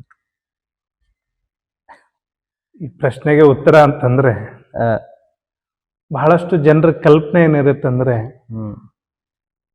ಸ್ವಾಮೀಜಿಗಳಾದವರು ತುಂಬಾ ಆರಾಮವಾಗಿರ್ತಾರೆ, ಸಂಸಾರಿಗಳಾದವರಿಗೆ ತುಂಬಾ ಕಷ್ಟ ಇರುತ್ತೆ ಅಂತ ತಿಳ್ಕೊಂಡು ಪ್ರತಿಯೊಬ್ರು ಆಡುವ ಭಾಷೆಯಲ್ಲಿ ಆಡುವಂತಹ ಮಾತು. ಆದ್ರೆ ನಿಜವಾಗ್ಲೂ ಹೇಳ್ಬೇಕು ಅಂತಂದ್ರೆ ಸ್ವಾಮಿ ಆದವನು ಅವನು ಆರಾಮ ಸಲುವಾಗಲ್ಲ, ಅವನು ಕಷ್ಟನೇ ಒಂದು. ಯಾಕಂತ ಕೇಳಿದ್ರೆ ಆದ್ರೆ ಕಷ್ಟ ಅಂತ ಅನ್ಕೋಬಾರ್ದು. ಸ್ವಾಮೀಜಿಗಳಾದವರಿಗೆ ಸುಖ ಅಂತ ಅವರು ಎಂದು ಅಪೇಕ್ಷೆ ಪಡ್ಕೋಬಾರ್ದು. ಯಾಕಂದ್ರೆ ತ್ಯಾಗದೊಳಗ ಅಮೃತತ್ವ ಇರುತ್ತೆ. ತ್ಯಾಗೇನೇಕೇನ ಅಮೃತತ್ವಮಸಿ ಅಂತ ಹೇಳ್ಕೊಂಡು ಹೇಳ್ತಾರೆ. ತ್ಯಾಗ ಅಂತಂದ್ರೆ ಅದಕ್ಕೆ ಸ್ವಾಮಿ ಅಂತ ಕರೀತಾರೆ. ಇಲ್ಲಿ ಸುಖ ದುಃಖಗಳು ಏನಿರೋದಿಲ್ಲ. ಇಲ್ಲಿ ಏನಿರುತ್ತಂದ್ರೆ ಸೇವೆ, ಭಗವಂತನ ಧ್ಯಾನ, ಇದ್ರೊಳಗೇನೆ ಪರಮಾನಂದವನ್ನು ಬೋಧಿಸೋದು ಇದು ಸ್ವಾಮಿತ್ವ ಅಂತ ತಿಳ್ಕೊಂಡು ಕರ್ಕೊಂಡು ಬರ್ತಾರೆ. ಆದ್ರೆ ಭಕ್ತರಿಗೆ ಏನಿರುತ್ತೆ ಅಂತಂದ್ರೆ ಸಂಸಾರ. ನೀವು ಕೇಳಿದ್ರಿ ಏನಿರುತ್ತೆ ವ್ಯತ್ಯಾಸ ಅಂತ. ಪ್ರತಿಯೊಬ್ಬ ಜೀವಿ ಏನ್ ಮಾಡ್ತಾನಂದ್ರೆ ಸುಖವನ್ನು ಹುಡುಕಾಡ್ಕೊಂಡು ಹೋಗ್ತಾರೆ. ಸುಖಸ್ಯ ಮೂಲಂ ದುಃಖ ಅಂತ ತಿಳ್ಕೊಂಡು ಹೇಳ್ತಾರೆ. ಸುಖದ ಮೂಲ ಏನು ಅಂತ ಕೇಳಿದ್ರೆ ದುಃಖ ಅಂತ. ಎಲ್ಲಾ ಜನ ಏನ್ ಮಾಡ್ತಾರಂದ್ರೆ ಶ್ರಮವನ್ನು ಪಡೋದೇ ಆನಂದನ ಆಗ್ಬೇಕು ಅಂತ ತಿಳ್ಕೊಂಡು, ಆದ್ರೆ ಶ್ರಮ ವಹಿಸದೆ ಯಾವುದು ಸುಖವನ್ನ ಸಿಗೋದಿಲ್ಲ. ಆದ್ರೆ ಸ್ವಾಮಿ, ಸನ್ಯಾಸಿ, ಗುರುಗಳಾದವ್ರು ಏನಪ್ಪಾ ಅಂದ್ರೆ ನಿತ್ಯ ಶ್ರಮವನ್ನ ಮಾಡೋದು. ಶ್ರಮ ಅಂದ್ರೇನು ಹೊಲದಲ್ಲಿ ಕೆಲಸ ಮಾಡೋದಲ್ಲ, ಭಕ್ತರ ಸಲುವಾಗಿ ಚಿಂತನೆ ಮಾಡೋದು, ಭಗವಂತನ ಪೂಜೆ ಮಾಡೋದು, ಧ್ಯಾನ ಮಾಡೋದು. ಹಾಗಾಗಿ ಅವ್ರಿಗೆ ಯಾವಾಗ್ಲೂ ಪರಮಾನಂದವಾಗಿ ಇರುವಂತದ್ದು ಅದು ಸ್ವಾಮಿ ಜೀವನ. ಶ್ರೀ ಚಂದ್ರಶೇಖರ್ ಶಿವಾಚಾರ್ಯ ಸ್ವಾಮೀಜಿ ಅವರು ಈ ಭಾಗದ ಭಾಗ್ಯೋದಯ ಮಾಡಿದಾರಂತ ಜನರು ಅನ್ಕೋತಾರೆ. ಆ ಭಾಗ್ಯೋದಯದ ಸೂರ್ಯೋದಯ ಮಾಡಿರೋದು ಶ್ರೀ ಗುರು ಸಿದ್ದೇಶ್ವರ ಶಿವಾಚಾರ್ಯ ಸ್ವಾಮೀಜಿ ಅವರು ಅಂತ ಜನಗಳಲ್ಲಿ ಇದೆ. ಅದು ಅದ್ರ ಬಗ್ಗೆ ನೀವೇನ್ ಹೇಳ್ತೀರಾ? ಇಲ್ಲ, ನಾನು ಸೂರ್ಯೋದಯನೂ ಅಲ್ಲ, ಚಂದ್ರೋದಯನೂ ಅಲ್ಲ. ಯಾಕಂತ ಕೇಳಿದ್ರೆ ಗುರುಸಿದ್ದೇಶ್ವರ ಅನ್ನೋದು ಇದು ಹೆಸರು. ಹ್ಮ್ ಈ ಹೆಸರಿನಲ್ಲಿ ಇರುವಂತ ಶಕ್ತಿ ಯಾವುದು ಅಂದ್ರೆ ಅದು ಚಂದ್ರಶೇಖರ್ ಅಜ್ಜರ್. ಹ್ಮ್ ನಾನು ವ್ಯಕ್ತಿ ಅಷ್ಟೇ, ನನ್ನಲ್ಲಿರುವಂತ ಶಕ್ತಿ ಅದು ಸುರಗೇಶ್ವರ ಮತ್ತು ಚಂದ್ರಶೇಖರ್ ಅಜ್ಜರು. ಇವತ್ತು ಯಾಕಂದ್ರೆ ಈ ಜಗತ್ತಿಗೆ ಬಂದಿರೋದೊಂದು ಭಗವಂತ 84 ಲಕ್ಷ ಜೀವರಾಶಿಗಳನ್ನ ಹ್ಮ್ ನಾವೆಲ್ಲ ಒಂದಲ್ಲ ಎರಡಲ್ಲ 84 ಲಕ್ಷ ಜೀವರಾಶಿಗಳೆಲ್ಲ ಬಂದೇ ಬಂದೇ ಬಾರದ ಸುಖಗಳೆಲ್ಲ ಉಂಡೆ ಉಂಡೆ ಅಂತ ತಿಳ್ಕೊಂಡು ಹ್ಮ್ ಅಕ್ಕಮಾದಿ ವಚನದಲ್ಲಿ ನಾವು ಕೇಳ್ಕೊಂಡ್ ಬರ್ತೀವಿ. ಅಂದ್ರೆ ಮನುಷ್ಯ ಅಂದ್ರೆ 84 ಲಕ್ಷ ಜೀವರಾಶಿ ಕೊನೆಯ ಜೀವ ಅಂತಂದ್ರೆ ಇದು ಮನುಷ್ಯ ಜೀವನ. Correct. ಈ ಮನುಷ್ಯ ಜೀವನ ಬಂದಿದ್ದು ಮೋಕ್ಷದ ಪ್ರಾಪ್ತಿಗಾಗಿ. ಹ್ಮ್ ಹಾಗೆ ಚಂದ್ರಶೇಖರ್ ಅಜ್ಜರದು ಒಂದು ಆಶೀರ್ವಾದ ಅಂತ ಕಾರಣ ಅವ್ರು ಮಾಡಿರುವಂತ ಸೇವೆ ಒಳಗ ನಾನು ಅವ್ರು ಏನು ಹಾಕಿಕೊಟ್ಟಿರುವಂತ ಮಾರ್ಗ ಇದೆಯಲ್ಲ ಆ ಮಾರ್ಗದಲ್ಲಿ ನಡೆಯೋದಕ್ಕೆ ಪ್ರಯತ್ನ ಪಡ್ತಾ ಇದ್ದೀನಿ. Correct. ಹಾ. ಆದ್ರೆ ಭಕ್ತರು ಹ್ಮ್ ಭಕ್ತಿ ಬಹಳ ದೊಡ್ಡದು, ಹ್ಮ್ ಭಕ್ತರ ಪ್ರೀತಿ ದೊಡ್ಡದು. ಇವತ್ತೇನಾದ್ರೂ ಇಲ್ಲಿ ಬದಲಾವಣೆ ಆಗ್ತಾ ಇದೆ, ಏನಾದ್ರೂ ಒಂದು ಬೆಳೀತಾ ಇದೆ ಅಂತಂದ್ರೆ ಅದು ಎಲ್ಲ ಭಕ್ತರ ಪ್ರೀತಿ ಮತ್ತು ಚಂದ್ರಶೇಖರ್ ಅಜ್ಜರ ಆಶೀರ್ವಾದ ಹೊರತಾಗಿ ನಾನು ಸೂರ್ಯೋದಯ ಅಲ್ಲ ಅನ್ನೋದನ್ನ ಓಕೆ. ಅಂತೀವಿ. ಗುರುಗಳು, ನೀವು ಆವಾಗಲೇ ಹೇಳಿದಾಗೆ ಕಷ್ಟ ಸುಖ ನಮ್ಮ ಜೀವನದಲ್ಲಿ ಇದ್ದೇ ಇರುತ್ತೆ. ಬಟ್ ನಮ್ಮ ಜನಗಳಲ್ಲಿ ಹೇಗಿದೆ ಅಂದ್ರೆ ಸುಖನ ನಾವು ತುಂಬಾ ಚೆನ್ನಾಗಿ ಅನುಭವಿಸ್ತೀವಿ, ಅದೇ ದುಃಖ ಬಂದ್ರೆ ಅದು ನಮಗೆ ತಗೊಳಕ್ಕೆ ಆಗಲ್ಲ. ಸೊ ಜೀವನದಲ್ಲಿ ನಾವು ದುಃಖವನ್ನ ಹೇಗೆ ಎದುರಿಸೋದು? ದುಃಖವನ್ನ ಹೆದರ್ಸೋದು ಹೇಗೆ ಅಂತ ಕೇಳಿದ್ರೆ ಹ್ಮ್ ಭಗವಂತ ಏನ್ ಕೊಟ್ಟಾನಲ್ಲ ಹ್ಮ್ ಅದ್ರೊಳಗೆ ಆನಂದ ಪಡೋದೇ ನಾವು ದುಃಖವನ್ನ ಹೆದರ್ಸಿದ ಹಾಗೆ. ಹ್ಮ್ ಇವತ್ತು ಬಹಳ ಕಷ್ಟ ಇದೆ ಅಂತ ತಿಳ್ಕೊಂಡು ನಾವು ಕುಗ್ಗಿದ್ವಿ ಅಂದ್ರ ಇನ್ನೂ ಕುಗ್ಗುತ್ತೀವಿ ನಾವು. ಬರೋದು. ಆದ್ರೆ ಮನುಷ್ಯನ ವೃತ್ತಿ ಏನಾಗಿದೆ ಅಂತ ಕೇಳಿದ್ರೆ ಇವತ್ತು ನಾವೆಲ್ಲ ಆನಂದವಾಗಿರ್ಬೇಕಂತ ಬಯಸ್ತೀವಿ. ಹ್ಮ್ ಆದ್ರೆ ಆನಂದವಾಗಿರ್ಬೇಕು ಅಂತಂದ್ರೆ ಶ್ರಮವನ್ನ ಪಡ್ಬೇಕಂತ ತಿಳ್ಕೊಂಡು ಯಾರು ಬಯಸೋದಿಲ್ಲ. Correct. ಹ್ಮ್ ನಿಮ್ಗೊಂದು ಈಗ ಒಂದು ಕತೆ ನೆನಪಾಯ್ತು. ಹ್ಮ್ ಒಬ್ಬ ಹುಡುಗ ಹ್ಮ್ ಮಲಗಿದ್ದಾಗ ಒಬ್ಬ ಹಿರಿಯರು ಹೇಳಿದ್ರು ಅವನಿಗೆ, ಹ್ಮ್ ಏ ತಮ್ಮ ಹೇಳಪ್ಪ, ಹ್ಮ್ ಹೇಳು ಹಿಂಗ್ ಮಲ್ಕೊಂಡ್ರೆ ಹೆಂಗ ಅಂತ ಕೇಳಿದ್ರು. ಹ್ಮ್. ಹುಡುಗ ಅಂದ, ಹಾಗಿದ್ರೆ ಏನ್ ಮಾಡ್ಬೇಕು ಅಂದ. ಹ್ಮ್ ಎದ್ದು ಒಂದಿಷ್ಟು ಕೆಲಸ ಮಾಡ್ಬೇಕು. ಹ್ಮ್ ಕೆಲಸ ಮಾಡಿ ಏನ್ ಮಾಡ್ಬೇಕು, ಅದರಿಂದ ಒಂದಿಷ್ಟು ದುಡ್ಡು ಬರ್ತಾವ. ಹಾ. ದುಡ್ಡು ಬಂದ್ಮ್ಯಾಗ ಏನ್ ಮಾಡ್ಬೇಕು, ಹ್ಮ್ ದುಡ್ಡು ಬಂದ್ಮೇಲೆ ಮನೆ ಕಟ್ಟಬೇಕು. ಮನೆ ಕಟ್ಟಿದ್ಮೇಲೆ ಏನ್ ಮಾಡ್ಬೇಕು, ಹ್ಮ್ ಮದುವೆ ಆಗ್ಬೇಕು. ಬರೋದು. ಮದುವೆ ಆದ್ಮೇಲೆ ಏನ್ ಮಾಡ್ಬೇಕು, ಹಾ. ಅದನ್ನ ಹೆಂಗ್ ಹೇಳಕ್ಕಾಗತ್ತಪ್ಪ. ಹಾ. ಸಂಸಾರ ಜೀವನ ಹ್ಮ್ ಸಾಗಿಸ್ಬೇಕು, ಹ್ಮ್ ಮಕ್ಕಳಾಗ್ತಾವ. ಹ್ಮ್ ಮಕ್ಕಳಾದ್ಮೇಲೆ ಏನ್ ಮಾಡ್ಬೇಕು, ಅವಕ್ ಓದಿಸ್ಬೇಕು. ಹ್ಮ್ ಅವಕ್ ಓದಿಸಿದ್ಮೇಲೆ ಏನ್ ಮಾಡ್ಬೇಕು, ಹಾ. ಅವ್ರ ನೌಕರಿ ಹಚ್ಬೇಕು. ನೌಕರಿ ಆದ್ಮೇಲೆ ಏನ್ ಮಾಡ್ಬೇಕು, ಹ್ಮ್ ಅವ್ರು ಮದ್ವೆ ಮಾಡ್ಬೇಕು. ಅವಾಗ ಏನಾಗ್ತದ, ಸೊಸೆದಾರ್ ಬರ್ತಾರ. ಅವಾಗ ಏನಾಗ್ಬೇಕು, ಅವ್ರು ಚಲೋ ರೊಟ್ಟಿ ಪಲ್ಯ ಮಾಡ್ತಾರ, ಚಂದ ಊಟ ಮಾಡ್ಬೇಕು, ಹ್ಮ್ ಮತ್ ಆನಂದವಾಗಿ ನಿದ್ದೆ ಮಾಡ್ಬೇಕು. ಮತ್ ನಾನು ಈಗೇನ್ ಮಾಡಾಕತ್ತೀನಿ ಅಂತ. ಹಾ. ಅಂದ್ರೆ ದುಡಿಯದೆ ನಮಗೆಲ್ಲ ಬೇಕನ್ನುವಂತ ಈ ವ್ಯವಸ್ಥೆ ಇದೆ ಹ್ಮ್. ಇವತ್ತು. ಅದಕ್ಕ ಸಂಸಾರ ಜೀವನ ದುಃಖಮಯಕ್ಕೆ ಹೋಗೋದಕ್ಕೆ ಕಾರಣ ಏನಂತಂದ್ರೆ ಶ್ರಮವನ್ನ ಪಡ್ತಾ ಇಲ್ಲ ಈಗಿನ ಜನಾಂಗ. ಬರೋದು. ಇವತ್ತು ಏನಿದೆ ಅಂದ್ರೆ ಕುಂತಲೇ ಎಲ್ಲ ಆಗ್ಬೇಕು ಅಂತ ತಿಳ್ಕೊಂಡು ನಿಮಗೆ ಇನ್ನೊಂದು ಸ್ವಲ್ಪ ಮುಂದುವರೆದು ಹ್ಮ್ ನಿಮ್ಮ ಈ ಒಂದು ವಿಡಿಯೋ ಮುಖಾಂತರ ಹೇಳ್ಬೇಕಂತಂದ್ರೆ ಹ್ಮ್ ನಮ್ಮಲ್ಲಿ ಅನೇಕ ಭಕ್ತರು ಬರ್ತಾರೆ. ಹೌದು. ಅದರಲ್ಲಿ ವಿಶೇಷವಾಗಿ ಈ 30-35 ವರ್ಷದ ಯುವಕರು, ಹ್ಮ್ 25 ವರ್ಷದ ಯುವಕರು ಬಂದು ಕೇಳ್ತಾರೆ. ಅವ್ರ ತಂದೆ ತಾಯಿ ಬಂದು ಹೇಳ್ತಾರೆ, ಅಜ್ಜರೇ ನನ್ ಮಗ ಬಹಳ ದುಡ್ಡು ಹಾಳು ಮಾಡ್ಯಾನ್ರಿ, ಹಾ. ಆದ್ರ ಅವ್ನಿಗೆ ಏನೂ ಚಟ ಇಲ್ರಿ ಅಂತಾರ. ಹಾ. ನಾವ್ ವಿಚಾರ ಮಾಡ್ತೀವಿ, ಏನೂ ಚಟ ಇಲ್ಲ ಅಂದ್ರೆ ದುಡ್ಡು ಹೆಂಗ್ ಹಾಳದು. ಹೌದು. ಹಾ. ಇಲ್ಲ, ಮೊಬೈಲ್ದಾಗ ಆನ್ಲೈನ್ ಗೇಮ್ ಮಾಡಿಕೆ ದುಡ್ಡು ಹಾಳು ಮಾಡ್ಯಾರ್ರಿ, ಹಾ. ಶೇರ್ ಮಾರ್ಕೆಟ್ನಾಗ ದುಡ್ಡು ಹಾಳು ಮಾಡ್ಯಾರ್ರಿ ಅಂತ ತಿಳ್ಕೊಂಡು. ಅಂದ್ರೆ ದುಡಿಯದೇನೆ ದುಡ್ಡು ಬರೋದು ಯಾವಾಗ ವಿಚಾರ ಮಾಡ್ತಾನ ಮನುಷ್ಯ, ಅವಾಗ ಆಲಸ್ಯತನ ಆಗ್ತದ. ಹಾ. ಆಲಸ್ಯತನ ಯಾವಾಗ ಮನುಷ್ಯನಲ್ಲಿ ಅದನ್ನ ಒಂದು ಮನೆ ಮಾಡ್ತದಲ್ಲ, ಅವಾಗ ಮನುಷ್ಯ ದುಃಖಕ್ಕೆ ಮೂಲ ಆಗ್ತದೆ. ರೈಟ್. ಇದು ಚೆನ್ನಾಗಿ ಹೇಳಿದ್ರಿ. ನಮ್ಗೆ ಇವಾಗ ನಡೆಯೋದು ಕಲಿಯುಗದಲ್ಲಿ ಅದೇ ನಡೀತಾ ಇದೆ. ತುಂಬಾ ಜನಗಳು ಹಾಳು ಮಾಡ್ಕೊಂಡಿದ್ದಾರೆ ಶೇರ್ ಮಾರ್ಕೆಟ್ ಅಲ್ಲಿ ಅಥವಾ ಆನ್ಲೈನ್ ಗೇಮ್ಸ್ ಅಲ್ಲಿ. ತುಂಬಾನೇ ಲಾಸ್ ಆಗಿದ್ದಾರೆ. ಅದರಿಂದ ಇದು ತಿಳ್ಕೊಬೇಕು ಇವಾಗಿಂದ ಯುವಕರು ಹತ್ರ. ಹಾ. ಗುರುಗಳು, ಇವಾಗ ನಮ್ಮ ಜೀವನದಲ್ಲಿ ಗುರುವಿನ ಪಾತ್ರ ಎಷ್ಟು, ಆಮೇಲೆ ಗುರುವಿನ ಪಾತ್ರ ಎಷ್ಟಿದೆ, ಮತ್ತೆ ಗುರುಕೃಪಾ ಅಂದ್ರೆ ಏನು? ಹಾ, ನಿಜವಾಗ್ಲೂ ಮನುಷ್ಯನ ಜೀವನದಲ್ಲಿ ಹ್ಮ್ ಗುರುವಿನ ಪಾತ್ರ ಅಂದ್ರೆ ಬಹಳ ದೊಡ್ಡದದು. ಹ್ಮ್ ಬಹುತೇಕ ಗುರು ಇಲ್ಲ ಅಂತಂದ್ರೆ ಈ ಬದುಕಿಲ್ಲ ಅನ್ನಷ್ಟರ ಮಟ್ಟಿಗೆ ಹ್ಮ್ ಗುರುವಿನ ಪಾತ್ರ ಇದೆ.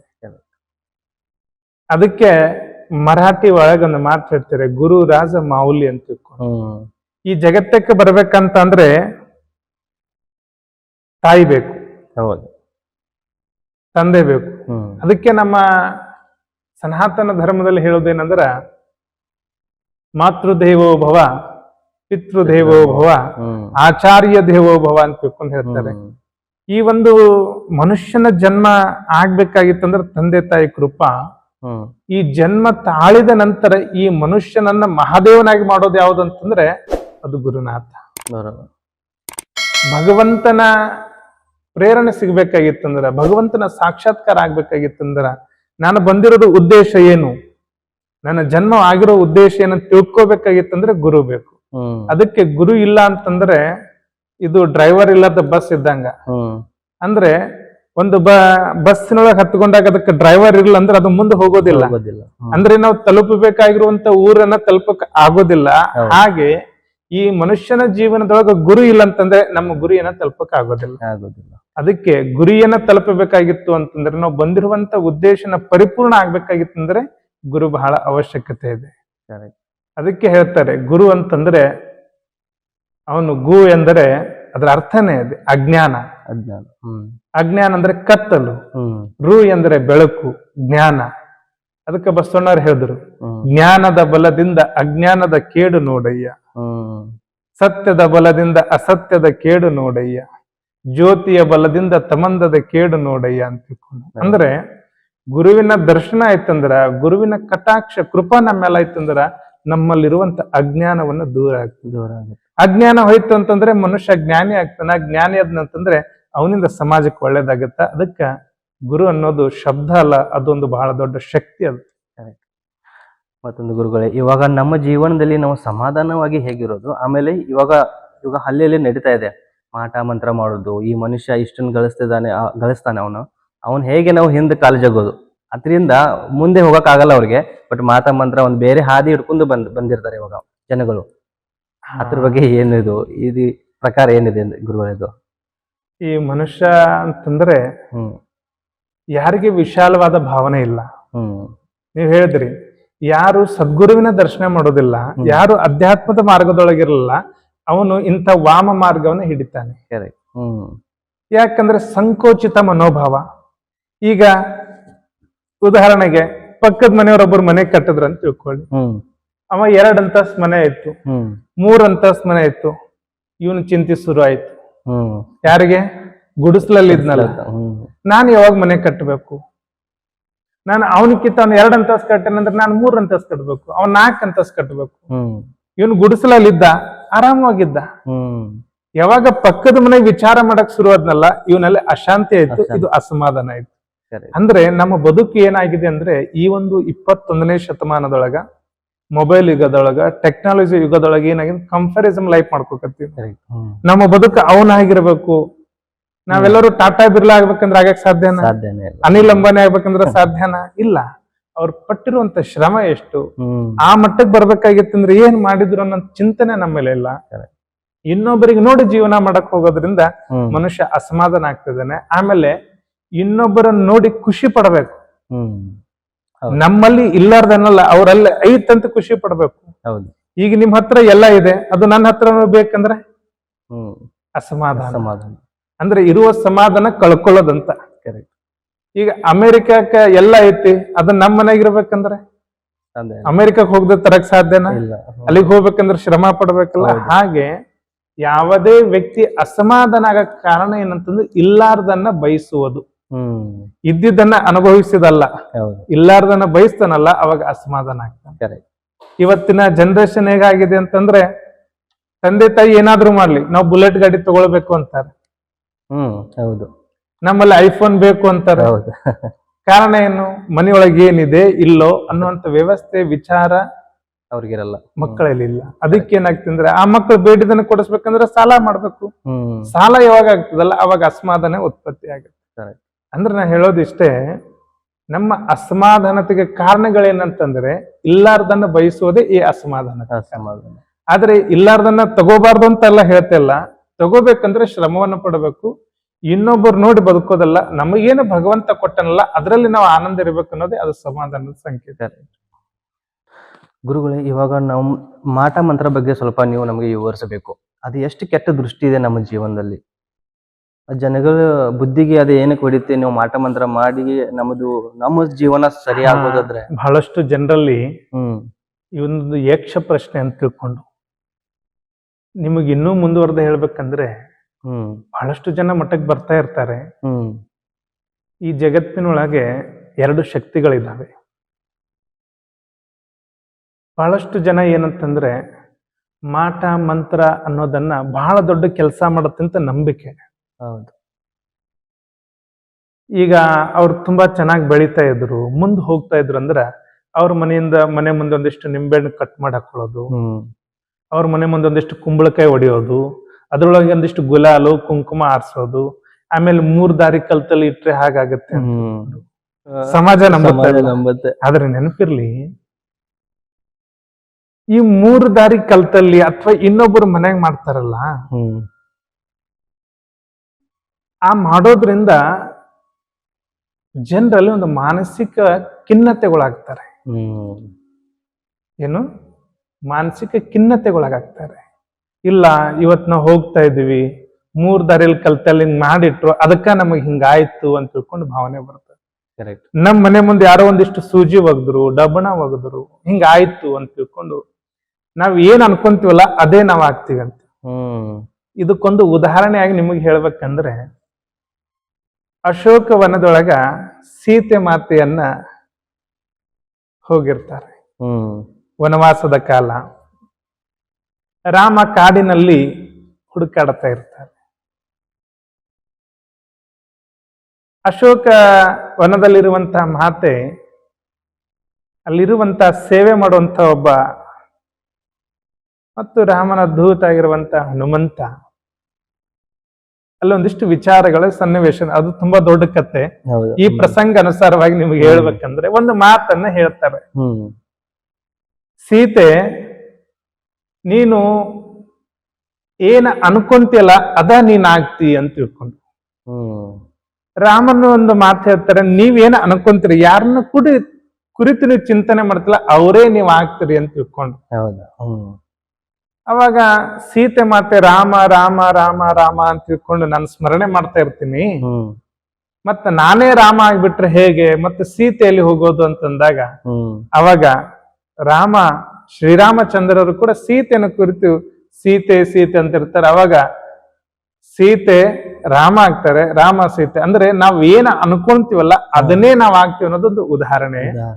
ಹಾಗೆ ಇಲ್ಲಿ ಏನು ಈ ಮಾಟ ಮಂತ್ರ ಅನ್ನೋದೇನಿದೆಯಲ್ಲ, ಇವ್ರು ಮಾಡಿಸಿ ಇಡೋದ್ರಿಂದ ಏನಾಗುತ್ತೆ ಅಂದ್ರೆ ಇವತ್ತಿಲ್ಲ ನಮ್ ಕೆಟ್ಟದಾಗುತ್ತೆ, ನಮಗ್ ಕೆಟ್ಟದಾಗುತ್ತೆ, ನಮ್ಮ ಮನೆಯೊಳಗ ಆರಾಮ್ ತಪ್ಪುತ್ತೆ, ನಮ್ಮ ಆರೋಗ್ಯ ವ್ಯವಸ್ಥೆ ಕೆಡ್ತದ ಅಂತ ತಿಳ್ಕೊಂಡು ಇದು ಮನಸ್ಸಿನೊಳಗೆ ನಿರ್ಮಾಣ ಆಗುತ್ತೆ. ಆ ನಿರ್ಮಾಣ ಏನಾಗಿರುತ್ತೆ ಅಂದ್ರೆ ಅದು ಮಾಟ ಮಂತ್ರದ ಮಟ್ಟಿಗೆ ಹೋಯ್ತದೆ. ಆದ್ರೆ ವಸ್ತುಸ್ಥಿತಿ ಹೇಳ್ಬೇಕು ಅಂತಂದ್ರೆ ಮಾಟ ಮಂತ್ರ ಮಾಡೋರು ಹಾಗೇನಾದ್ರು ಆಗ್ಬೇಕಾಗಿತ್ತು ಅಂತಂದ್ರೆ ಈ ಜಗತ್ತಿನೊಳಗೆ ಅನೇಕ ವಿಚಾರಗಳಿದ್ದಾವೆ, ಅದ್ರ ಮೇಲೆ ಆಗ್ಬೇಕಾಗಿತ್ತಲ್ಲ. ಹಾಗಾಗಿ ತಮ್ಮ ಮುಖಾಂತರ ಹೇಳೋದು ಇಷ್ಟೇ, ನಾನು ಇದು ಮಾಟ ಮಂತ್ರ ಅನ್ನೋದೇನಿಲ್ಲ, ಇದು ಜನರ ವ್ಯವಸ್ಥೆನ ಕಳೆಯೋದೊಂದು ಕುತಂತ್ರ ಅಷ್ಟೇ ಹೊರತಾಗಿ ಇದು ಒಂದು ವ್ಯವಸ್ಥೆ ಅಲ್ಲ, ಇದು ಒಂದು ತಂತ್ರ ವಿದ್ಯೆ ಅಷ್ಟೇ ಹೊರತಾಗಿ ಇದು ಯಾವ ಪರಿಣಾಮನೂ ಆಗೋದಿಲ್ಲ. ಇದು ಜನರ ತಿಳುವಳಿಕೆಗೆ ಇಲ್ಲ ಅಷ್ಟೇ. ನಾವು ಯಾರಿಗೆ ತಿಳುವಳಿಕೆ ಇಲ್ಲಲ್ಲ, ಯಾರಿಗೆ ಅಜ್ಞಾನದ ಕೊರತೆ ಇದಲ್ಲ, ಬಹಳಷ್ಟು ಜನ ಅಂತಾರ ನಮಗ್. ನಿಮ್ಗೆ ಇನ್ನೂ ಆಶ್ಚರ್ಯ ಹೇಳ್ಬೇಕಂದ್ರ ನಮ್ಮ ಹತ್ರನೂ ಬರ್ತಾರೆ, ಹೌದು ಅಜ್ಜಾರೆ ಏನಾದ್ರು ಮಾಡ್ರಿ, ನಮ್ಮ ಅತ್ತಿ ಮಾತ್ ಕೇಳಂಗ್ ಮಾಡ್ಕೊಡ್ರಿ, ನಮ್ ಮಕ್ಕಳ ಮಾತ್ ಕೇಳಂಗ್ ಕೊಡ್ರಿ. ಅದು ಒಂದು ವಿದ್ಯೆ ಅಲ್ಲ, ಅದು ಇನ್ನೊಬ್ಬರನ್ನ ಕೆಡಿಸೋದಕ್ಕಾಗಿ, ಮನಸ್ಸಿನ ಸ್ಥಿತಿಯನ್ನು ಹಾಳು ಮಾಡೋದಕ್ಕಾಗಿ, ಅದ್ರ ಮಾನವೀಯತೆ ದೃಷ್ಟಿಯಿಂದ ವಿಚಾರ ಮಾಡಕ್ ಹೋಗಿದ್ರೆ ಯಾವ ವ್ಯಕ್ತಿನೂ ಅಂತ ವ್ಯವಸ್ಥೆಗೆ ಹೋಗ್ಬಾರ್ದು ಅನ್ನೋದನ್ನ, ಆಮೇಲೆ ಹೋಗ್ಬಾರ್ದು ಅನ್ನೋದು ಮಾಡೋರಿಗೆ. ಆದ್ರೆ ಯಾರು ಮಾಡಿರ್ತಾರಲ್ಲ ಅವ್ರಿಗೆ ಹೇಳ್ತೀನಿ ನಾನು, ನಿಮ್ಗೆಲ್ಲ ಗೊತ್ತಿರ್ಬೋದು, ನೀವು ಗಡಿಗ್ಲಾಸ್ ತಾಲೂಕಿನ ಕಣದಾಳ ಗ್ರಾಮದ ಸಮೀಪದಾಗಿರೋರು. ನಾವು ಇಲ್ಲಿ ಬಸ್ರಿಗೆ ಈ 3 ಹಾದಿ ಕಲ್ತಲ್ಲಿ ನಾವು ನೋಡ್ತಿರ್ತೀವಿ.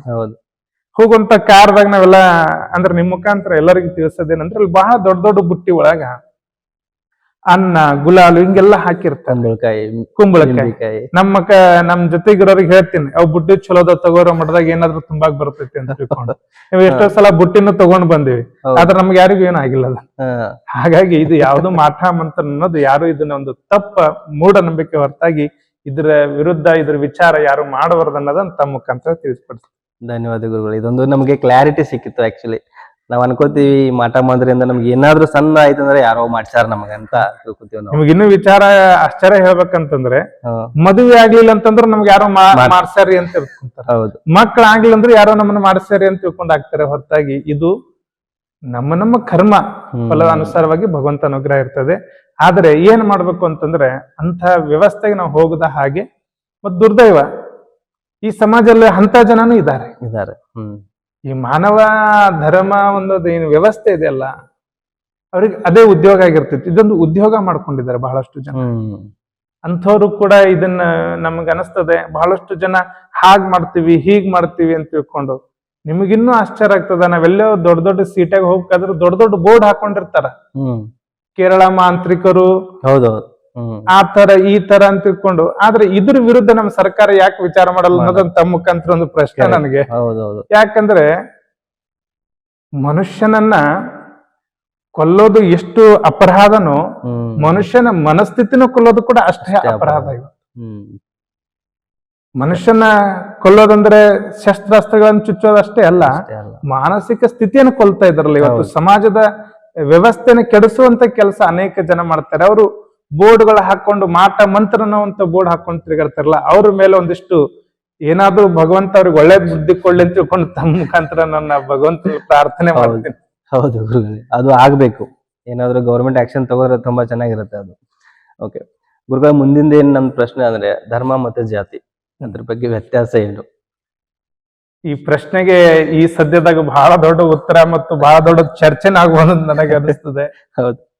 ಧರ್ಮ ಏನು ಅಂತಂದ್ರೆ, ಧರ್ಮ ಅಂದ್ರೆ ಅದು ಸೂಜಿ ಇದ್ದ ಹಾಗೆ. ಜಾತಿ ಅಂದ್ರೆ ಅದು ಕತ್ರಿ ಇದ್ದ ಹಾಗೆ. ಅರ್ಥ ಆಯ್ತಾ ನಮ್ಗೆ? ಕಬೀರ್ ದಾಸರಿಗೆ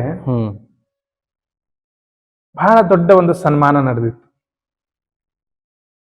ವೃತ್ತಿಯಲ್ಲಿ ಟೇಲರ್ ಆಗಿದ್ರು.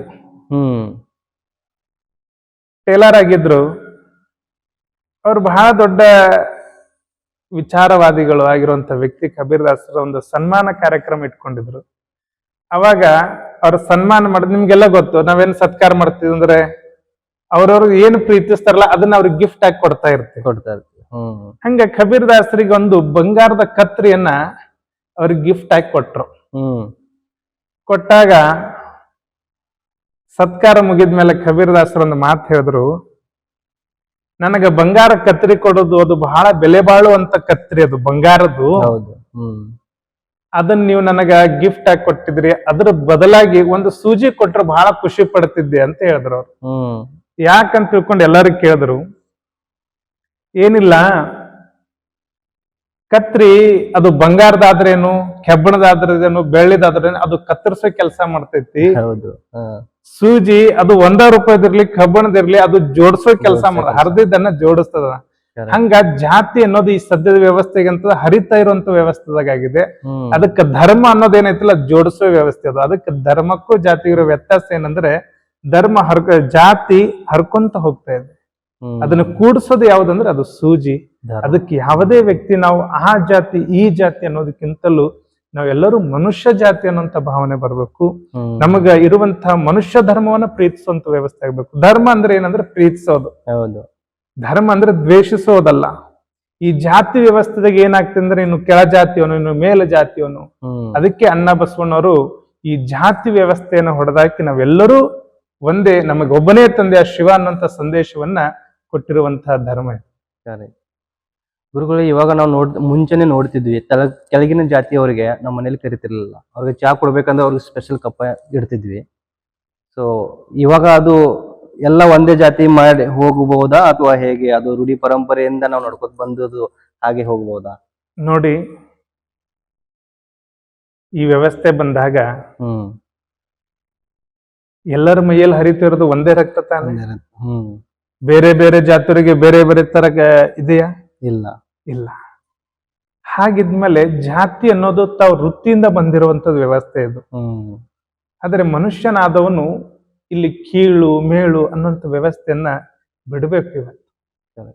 ಇದರಿಂದ ಏನಾಗ್ತದೆ ಅಂದ್ರೆ ನಮ್ಮ ಭಾರತ ದೇಶದಲ್ಲಿ ಕುಂಠಿತ ವ್ಯವಸ್ಥೆ ಆಗ್ತದೆ. ಇವತ್ತು ರಾಜಕಾರಣ ಆಗಿರ್ಬೋದು, ಹ್ಮ್ ಇವತ್ತು ಎಲ್ಲಾ ಸೌಲಭ್ಯಗಳು ಏನಾಗ್ತಿದೆ ಅಂತಂದ್ರೆ ಜಾತಿ ಆಧಾರಿತವಾಗಿರುವಂತ ವ್ಯವಸ್ಥೆ ಆಗಿದೆ, ರಾಜಕಾರಣ ಹಿಡ್ಕೊಂಡು ಎಲ್ಲಾ ವ್ಯವಸ್ಥೆ ಒಳಗೂ ಕೂಡ. ಅದಕ್ಕೆ ಈ ವ್ಯವಸ್ಥೆನ ಹೋದ್ರೆ ಮಾತ್ರ ಮನುಷ್ಯ ಧರ್ಮ ಅನ್ನೋದು ಉಳಿಯಕ್ ಸಾಧ್ಯ.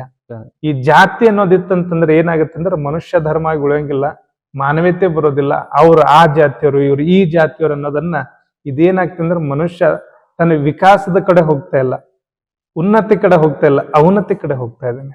ಅದಕ್ಕೆ ಜಾತಿ ವ್ಯವಸ್ಥೆ ಹೇಳಿದ್ರಲ್ಲ, ಅವ್ರಿಗೆ ಇಲ್ಲಿ ಕೊಡ್ತಿದ್ರು ಅಲ್ಲಿ ಕೊಡ್ತಿದ್ರು, ಆ ವ್ಯವಸ್ಥೆನ ಈಗಾಗಲೇ ಬಹಳಷ್ಟು ದೂರ ಬಂದಿದೆ. ಇನ್ನೂ ಬಹಳಷ್ಟು ಕೆಲವು ಮನಸ್ಸಿನಲ್ಲಿ ಇರ್ತದೆ, ಅದನ್ನು ಕೂಡ ಹೋಗ್ಬೇಕನ್ನೋತೀನಿ ನಾನು ವಿಚಾರ. ಯಾಕಂದ್ರೆ ಮನುಷ್ಯ ಅನ್ನೋದೇ ಒಂದು ಧರ್ಮ, ಮಾನವೀಯತೆ ಅನ್ನೋದು ಒಂದು ಧರ್ಮ, ಮಾನವನೇ ಅನ್ನೋದು ಒಂದು ಜಾತಿ ಆಗಿರ್ಬೇಕು ಹೊರತಾಗಿ ಇಲ್ಲಿ ಆ ಜಾತಿ ಈ ಜಾತಿ ಹೇಳ್ಕೊಂಡು ವ್ಯವಸ್ಥೆನ ಕೆಡಿಸುವಂತ ವ್ಯವಸ್ಥೆ ಆಗ್ತದೆ. ಬಹುತೇಕ ಈ ದೇಶವನ್ನ ಸ್ವತಂತ್ರ, ನೀವೆಲ್ಲ ಸಂವಿಧಾನವನ್ನ ನೋಡಿದಾಗ ಬ್ರಿಟಿಷರು ದೇಶವನ್ನ ಬಿಟ್ಟು ಹೋಗ್ಲಿಲ್ಲ, ಬ್ರಿಟಿಷರನ್ನ ಈ ದೇಶದಿಂದ ಹೊರಗೆ ಹಾಕುವಂತ ವ್ಯವಸ್ಥೆ ಇದೆ. ಅದರ ದೇಶದ ಸ್ವತಂತ್ರ ತರುವಾದಂತ ಸಂದರ್ಭದೊಳಗ ನಾವು ಈ ಜಾತಿಗೆ ನಮ್ಮ ದೇಶ ಸ್ವತಂತ್ರಗೊಳಿಸ್ರಿ ಅಂತ ಹೇಳಿಲ್ಲ. ಅಖಂಡ ಭಾರತಕ್ಕಾಗಿ ಸಂವಿಧಾನವನ್ನ ನಿರ್ಮಾಣ ಆಯ್ತು. ಭಾರತ ದೇಶದ ಹಲವು ಜನಾಂಗಗಳನ್ನ ಹಿಡ್ಕೊಂಡು ಈ ದೇಶವನ್ನ ನಿರ್ಮಾಣ ಸ್ವತಂತ್ರಗೊಂಡಿತ್ತು. ನಿಮಗಿನ್ನೂ ಹೇಳ್ಬೇಕಂದ್ರೆ ಇವತ್ತು ನಾವೆಲ್ಲ ಕುತ್ಕೊಂಡು ಮಾತಾಡ್ತಾ ಇದೀವಲ್ಲ, ಇವತ್ತು ನಮ್ಮನ್ನ ಕಾಯುವಂತ ಸೈನಿಕರು ದೇಶದೊಳಗಿರೋರು ಎಲ್ಲರೂ ಇದ್ದಾರೆ. ಅಕಸ್ಮಾತ್ ಅವ್ರು ನನ್ನ ಜಾತಿಗಷ್ಟೇ ನಾನು ಕಾಯ್ತೀನಿ ಅಂದ್ರೆ ನಾವ್ ಏನಾಗ್ಬೋದು ಪರಿಸ್ಥಿತಿ. ಅದಕ್ಕೆ ಕುಡಿಯೋ ನೀರಿಗಿಲ್ಲಾರದ ಜಾತಿ, ಉಣ್ಣುವ ಅನ್ನಕ್ಕಿಲ್ಲಾರದ ಜಾತಿ, ತಗುವ ಗಾಳಿಗಿಲ್ಲೋರ್ದ ಜಾತಿ, ನಮಗೆ ಯಾಕೆ ಮನುಷ್ಯನಿಗೆ ಜಾತಿ? ಅದಕ್ಕೆ ಜಾತಿ ವ್ಯವಸ್ಥೆ ಅನ್ನೋದು ಹೋಗ್ಬೇಕು. ನಾವೆಲ್ಲ ಪ್ರೀತಿಯಿಂದ ಬಾಳುವಂತ ವ್ಯವಸ್ಥೆಗೆ ಬರ್ಬೇಕನ್ನೋದೇ ತಮ್ಮ ಮುಖಾಂತರ ಭಗವಂತನಲ್ಲಿ ಪ್ರಾರ್ಥನೆ ಮಾಡೋ. ಹೌದು ಗುರುಗಳೇ. ಇವಾಗ ಶಿಕ್ಷಣದಿಂದ ನಮ್ಮ ಪೀಳಿಗೆಗಳ ಜೀವನದಲ್ಲಿ ಬದಲಾವಣೆ ಆಗುತ್ತೆ, ಸಂಸ್ಕಾರದಿಂದ ನಮ್ಮ ರೂಢಿ ಪರಂಪರೆ ಎಲ್ಲ ಬದಲಾವಣೆ ಆಗುತ್ತೆ. ಅದೇ ರೀತಿಯಾಗಿ ಅದೇ ಒಂದು ನೀವು ಮೋಟಿವೇಟ್ ಹಿಡ್ಕೊಂಡು ನೀವೊಂದು ಅಕಾಡೆಮಿ ಇವಾಗ ಕಟ್ತಾ ಇದ್ರ, ಅದೇ ಶ್ರೀ ಗುರು ಸುರಗೀಶ್ವರ ಭವನ ಅಂತ. ಸೊ ಅದ್ರ ಉದ್ದೇಶ ಏನು ಗುರುಗಳೇ, ಅದ್ರ ಹಿಂದಿನ ಉದ್ದೇಶ? ಇವತ್ತು ಈ ಭಾರತ ದೇಶ ಅಂತಂದ್ರೆ ಸನಾತನ ಧರ್ಮ. ಈ ಭಾರತ ಅಂದ್ರೆ ಸಂಸ್ಕಾರದ ತವರೂರು. ಹೌದು. ಭಾರತರು ಅಂತಂದ್ರೆ ಭಾರತೀಯ ದೇಶದ ಸಂಸ್ಕೃತಿ ಎಷ್ಟು ದೊಡ್ಡದು ಅಂತಂದ್ರೆ ಗುರುಕುಲ ವ್ಯವಸ್ಥೆ, ಶಿಕ್ಷಣ ವ್ಯವಸ್ಥೆ ಹೇಗೊತ್ತು ಅಂತಂದ್ರೆ ಇಲ್ಲಿ ನಾವೆಲ್ಲರೂ ಏನಕ್ಕಂದ್ರು 99 ಮಾರ್ಕ್ಸ್ ತೆಗೆದು ಒಂದು ದೊಡ್ಡ ಶಿಕ್ಷಣ ಅನ್ಕೊಂಡಿದ್ವಿ. ಅದರ ಸಂಸ್ಕಾರ ಭರಿತ ಶಿಕ್ಷಣ ಇರ್ಬೇಕು. ಈ ದೇಶದೊಳಗೆ ಏನಾಗ್ತಿದೆ ಅಂತ ಕೇಳಿದ್ರೆ ಬ್ರಿಟಿಷರು ನಿಮ್ಗೊಂದಿಷ್ಟು ಸ್ವಲ್ಪ ಸಮಯ ತಗೋಬಹುದು. ಈ ಬ್ರಿಟಿಷರು ಏನ್ ಮಾಡಿದ್ರು ಅಂತ ಕೇಳಿದ್ರೆ ಈ ದೇಶದ ವ್ಯವಸ್ಥೆನ ಹಾಳು ಮಾಡ್ಬೇಕು ಆಗಿತ್ತಂದ್ರೆ ಈ ಜನರನ್ನ ಹಾಳು ಮಾಡೋದಲ್ಲ, ಈ ಜನರಲ್ಲಿ ಕಲಿಯುವಂತ ಶಿಕ್ಷಣವನ್ನ ಕಲ್ಮಶ ಮಾಡ್ಬೇಕಂತ ತಿಳ್ಕೊಂಡು ಈ ಇಂಗ್ಲಿಷ್ ಮೀಡಿಯಂ ಶಾಲೆಗಳನ್ನ ತಂದು ಈ ದೇಶದ ಸಂಸ್ಕೃತಿಯನ್ನು ಹಾಳು ಮಾಡೋದಕ್ಕೆ ಮೊಟ್ಟ ಮೊದಲ ಹೆಜ್ಜೆ ಇಟ್ಟಿದ್ರು ಅವ್ರು. ಅವಾಗಿಂದ ನಮ್ಮ ದೇಶದ ಸಂಸ್ಕೃತಿ ಇತ್ತೀಚೆಗೆ ನಾವೆಲ್ಲ ನೋಡ್ತಾ ಇದ್ದೀವಿ. ನಾನು ಇಂಗ್ಲಿಷ್ ಮೀಡಿಯಂ ಸ್ಕೂಲ್ ಕಲಿಯೋದು ತಪ್ಪಂತ ನಾ ಹೇಳ್ತಾ ಇಲ್ಲ, ಅಲ್ಲಿ ಸಿಗುವಂತ ಶಿಕ್ಷಣದ ವ್ಯವಸ್ಥೆ, ಸಂಸ್ಕಾರದ ವ್ಯವಸ್ಥೆ ಕೊರತೆ ಆಗೋದ್ರಿಂದ ಈಗಿನ ಮಕ್ಕಳಲ್ಲಿ ಏನಾಗ್ತಿದೆ ಅಂದ್ರೆ ಸಂಸ್ಕಾರದ ಕೊರತೆ ಇದೆ. ನಮ್ಮ ಮಕ್ಕಳು ವಿದ್ಯಾವಂತರಾಗ್ಬೇಕು, ಬುದ್ಧಿವಂತರಾಗ್ಬೇಕು, ಅದ್ರ ಜೊತೆಗೆ ಸಂಸ್ಕಾರವಂತರಾಗ್ಬೇಕು. ಇವತ್ತು ಶ್ರೀ ಸುರಗೀಶ್ವರ ಮಠದ ವತಿಯಿಂದ ಗುರುಗಳ ಆಶೀರ್ವಾದದಿಂದ ಅಕಾಡೆಮಿಯನ್ನ ನಾವು ತೆಗಿತಾ ಇದೀವಿ. ಏನಂದ್ರೆ ಸಂಸ್ಕಾರ ಭರಿತವಾಗಿರುವಂತ ಸಮಾಜ ನಿರ್ಮಾಣ ಆಗ್ಬೇಕು. ನಾವೆಲ್ಲ ಏನ್ ಅನ್ಕೊಂತೀವಿ ಇವತ್ತಂದ್ರೆ ಭ್ರಷ್ಟ ರಾಜಕಾರಣ ಒಪ್ಕೊಂತಿರಲ್ಲ. ನಾನು ಅವ್ರಿಗೆ ಆ ಪಕ್ಷ ಈ ಪಕ್ಷ ಅಂತ ಹೇಳ್ತಿಲ್ಲ, ಓವರಾಲ್ ಪಾಲಿಟಿಕ್ಸ್ ಭ್ರಷ್ಟ ರಾಜಕಾರಣ. ಆಮೇಲೆ ಇನ್ನೂ ಹೇಳ್ಬೇಕಂದ್ರೆ ಕೆಲವು ಜನ ನಾನ್ ಗೊತ್ತಿಲ್ಲ ಯಾವ ಆಫೀಸ್ದಾಗ ಹೋದ್ರು ಒಂದಿಷ್ಟು ಕೇಳ್ತಾರಿ ಅಂತ ತಿಳ್ಕೊಂಡ. ಅಂದ್ರ ಭ್ರಷ್ಟ ಅಧಿಕಾರಿಗಳು ಕೂಡ ಅಲ್ಲಿ ನಾವು ನೋಡಕ್ ಕಾಣ್ತೀವಿ. ಎಲ್ಲರೂ ಅಂತ ಹೇಳ್ತಾ ಇಲ್ಲ ನಾನು, ಅಲ್ಲಿ ಭ್ರಷ್ಟ ಅಧಿಕಾರಿಗಳು. ಇನ್ನೊಂದ್ ಸ್ವಲ್ಪ ಮುಂದುವರೆದ್ರೆ ಈ ಮಾತು ಕಠೋರ ಅನಿಸ್ಬಹುದು, ಕೆಲವು ಭ್ರಷ್ಟ ಪ್ರಜೆಗಳು ಕೂಡ ಆಗಿದ್ದಾರೆ. ಯಾಕಂದ್ರೆ ಇವತ್ತು ವೋಟಿಂಗ್ ಮಾಡುವಂತ ಸಂದರ್ಭದೊಳಗ ಅನೇಕರು ದುಡ್ಡನ್ನು ತಗೋತಾರೆ. ಹಾಗಿದ್ರೆ ಭ್ರಷ್ಟ ಪ್ರಜೆ ಆದ ಹಾಗೆ ಅಲ್ಲ, ಕೊಡೋರು ಯಾರು? ರಾಜಕಾರಣಿಗಳು. ಇದಕ್ಕೆಲ್ಲ ಕಾರಣ ಏನಂತಂದ್ರೆ ಒಬ್ಬ ಭ್ರಷ್ಟ ಅಧಿಕಾರಿ, ಒಬ್ಬ ಭ್ರಷ್ಟ ಪ್ರಜೆ, ಒಬ್ಬ ಭ್ರಷ್ಟ ರಾಜಕಾರಣಿ ಆಗ ಕಾರಣ ಏನಂದ್ರೆ ಅವನಲ್ಲಿರುವಂತ ಸಂಸ್ಕಾರ. ಒಳ್ಳೆಯ ಸಂಸ್ಕಾರ ಸಿಕ್ಕರೆ ಈ ದೇಶದ ಇತಿಹಾಸವನ್ನ ಬರೆಯೋದಕ್ಕೆ ಸಾಧ್ಯ ಇದೆ. ಒಳ್ಳೆಯ ಸಂಸ್ಕಾರ ಸಿಕ್ಕರೆ ಒಬ್ಬ ಶ್ರೇಷ್ಠ ಅಧಿಕಾರಿ ಆಗಕ್ಕೆ ಸಾಧ್ಯ ಇದೆ. ಒಳ್ಳೆಯ ಸಂಸ್ಕಾರ ಸಿಕ್ಕರೆ ಒಬ್ಬ ಶ್ರೇಷ್ಠ ರಾಜಕಾರಣಿ ಆಗಕ್ಕೆ ಸಾಧ್ಯ ಇದೆ. ಅದಕ್ಕಾಗಿ ಈ ಗುರುಕುಲ, ಈ ವ್ಯವಸ್ಥೆ, ಅಕಾಡೆಮಿ ಏನಂದ್ರೆ ದೇಶದ ವ್ಯವಸ್ಥೆಗಾಗಿ ನಾವೇನು ಇಡೀ ದೇಶ ಸುಧಾರಣೆ ಮಾಡೋಕೆ ಆಗೋದಿಲ್ಲ. ಹೌದು. ಆದ್ರೆ ಒಂದಿಷ್ಟು ಪ್ರಯತ್ನವನ್ನ ಮಾಡುವಂತ ವ್ಯವಸ್ಥೆಗೆ ಸಂಸ್ಕಾರ ಭರಿತ ಶಿಕ್ಷಣ ಸಿಗಲಿ ಅನ್ನೋದು ಒಂದು ಪ್ರಯತ್ನಕ್ಕಾಗಿ ಈ ಅಕಾಡೆಮಿಯನ್ನ ತೆಗೆಯುವಂತ ವ್ಯವಸ್ಥೆಗೆ ನಾವು ಮುಂದಿಟ್ಟಿದ್ದೀವಿ. ಹೌದು. ಓಕೆ. ಇದು ಗುರುಕೃಪಾ, ಆಮೇಲೆ ಧನಶಕ್ತಿ, ಆನಂತರ ಇಚ್ಛಾಶಕ್ತಿ ಇದ್ದ ಮೇಲೆನೆ ಗುರುಗಳು ಈ ತರ ಒಂದು ಅದ್ಭುತ ನಡೆಯೋದು. ಅದು ನೀವು ಏನ್ ಮಾಡ್ತಾ ಇದಾರ ಅದು ನಿಮ್ಮ ಮೇಲೆ ನಮಗೆ ಎಲ್ಲ ನಮ್ಮ ಜನಗಳ ವತಿಯಿಂದ ನಮಗೆ ತುಂಬಾನೇ ಹೆಮ್ಮೆ ಕೂಡ ಇದೆ. ನಮ್ಮ ಭಾಗದಲ್ಲಿ ನೀವು ಒಂದು ಇಷ್ಟು ದೊಡ್ಡ ಕೆಲಸ ಮಾಡ್ತಾ ಇದ್ದೀರಿ. ಸೊ ಮತ್ತೊಂದು ಏನು ಪ್ರಶ್ನೆ ಅಂದ್ರೆ, ಈ ನಿಮ್ಮ ಅಕಾಡೆಮಿಯಲ್ಲಿ ಎಲ್ಲ ಜಾತಿ ವಿದ್ಯಾರ್ಥಿಗಳಿಗೆ ಪ್ರವೇಶ ಇದೆಯಾ ಅಥವಾ ಹೇಗೆ? ನೀವು ಇಲ್ಲಿವರೆಗೂ ಕೇಳಿದಿರಿ. ಜಾತಿ ಮತವನ್ನ ಮೀರಿದ ಯಾವ್ದಾದ್ರು ಅಂದ್ರೆ ಅದು ಸೃಗೇಶ್ವರ ಮಠ. ಹೌದು. ಇಲ್ಲಿ ಜಾತಿ ಮತ ಅನ್ನೋದಿಲ್ಲ. ಇಲ್ಲಿ ಜಾತಿ ಅಂದ್ರೆ ಮನುಷ್ಯ ಜಾತಿ, ಧರ್ಮ ಅಂದ್ರೆ ಅದು ಮನುಷ್ಯ ಧರ್ಮ, ಮಾನವೀಯತೆಯ ಧರ್ಮ ಅಂದ್ರೆ ನಾವು ಈ ಮಠದ ಒಂದು ಸೇವಕನಾಗಿ ಒಂದು ಮಾತನ್ನ ನಾವು ಹೇಳಿದ್ವಿ. ನಮ್ಮ ಪರಮ ಪೂಜ್ಯ ಚಂದ್ರಶೇಖರ್ ಅಜ್ಜರ್ ಲಿಂಗೈಕ್ಯರಾದ ಮೇಲೆ ಹಲವು ಜನಾಂಗದವರು ನನ್ನ ಪ್ರಶ್ನೆ ಮಾಡಿದ್ರು, ನೀವು ಎಲ್ಲಾರನ್ನ ಹಾಗೆ ಮಾಡ್ತೀರಿ ಹೀಗ್ ಮಾಡ್ತೀರಿ ಅಂತ ತಿಳ್ಕೊಂಡು. ನನ್ನ ಪ್ರಶ್ನೆಗೆ ಉತ್ತರ ಒಂದೇ ಕೊಟ್ಟೆ, ನೋಡಪ್ಪ ಅವನು ಮನುಷ್ಯ ನಾನೂ ಮನುಷ್ಯ, ಇಲ್ಲೆರಡು ವ್ಯತ್ಯಾಸ ಇಲ್ಲ ಅಂದ ಮೇಲೆ ಇದು ಯಾವುದು ಜಾತಿ ವ್ಯವಸ್ಥೆ ಇಲ್ಲ. ಈ ಮಠ ಅಂತಂದ್ರೆ ಇದು ಸರ್ವ ಜನಾಂಗದ ಶಾಂತಿಯ ತೋಟ. ಇದು ಸರ್ವ ಮತದ, ಸರ್ವ ಜನಾಂಗದ, ಸರ್ವ ಜಾತಿ ಅನ್ನೋ ವ್ಯವಸ್ಥೆನೇ ಇಲ್ಲ ಈ ಮಠದೊಳಗೆ. ಹಾಗಾಗಿ ಅಲ್ಲಿ ಕಲಿಬೇಕು ಅನ್ನೋಂತ ಇಚ್ಛೆ ಯಾರಿಗತ್ತಲ್ಲ ಅವ್ರಿಗೆಲ್ಲರಿಗೂ ಪ್ರವೇಶ ಇದೆ. ಯಾಕಂದ್ರೆ ನಾವು ಒಂದು ಮಾತನ್ನ ಹೇಳಿದ್ವಿ, ಜಾತಿಚ ಬಿಂತಿ ಕಾಡುವ್ಯ ಅಪ್ಪನ್ ಸಗಳೆಜನ್ ಏಕತ್ರ ಹೋವ್ಯ ಶ್ರೀ ಚಂದ್ರಜ್ಯೋತಿ ಪಾದಯಾತ್ರ ಅಂತ ತಿಳ್ಕೊಂಡು ನಮ್ ಅಜ್ಜರ್ದ ಪಾದಯಾತ್ರದೊಳಗೆ ಒಂದು ಮಾತನ್ನ ಹೇಳಿದ್ವಿ.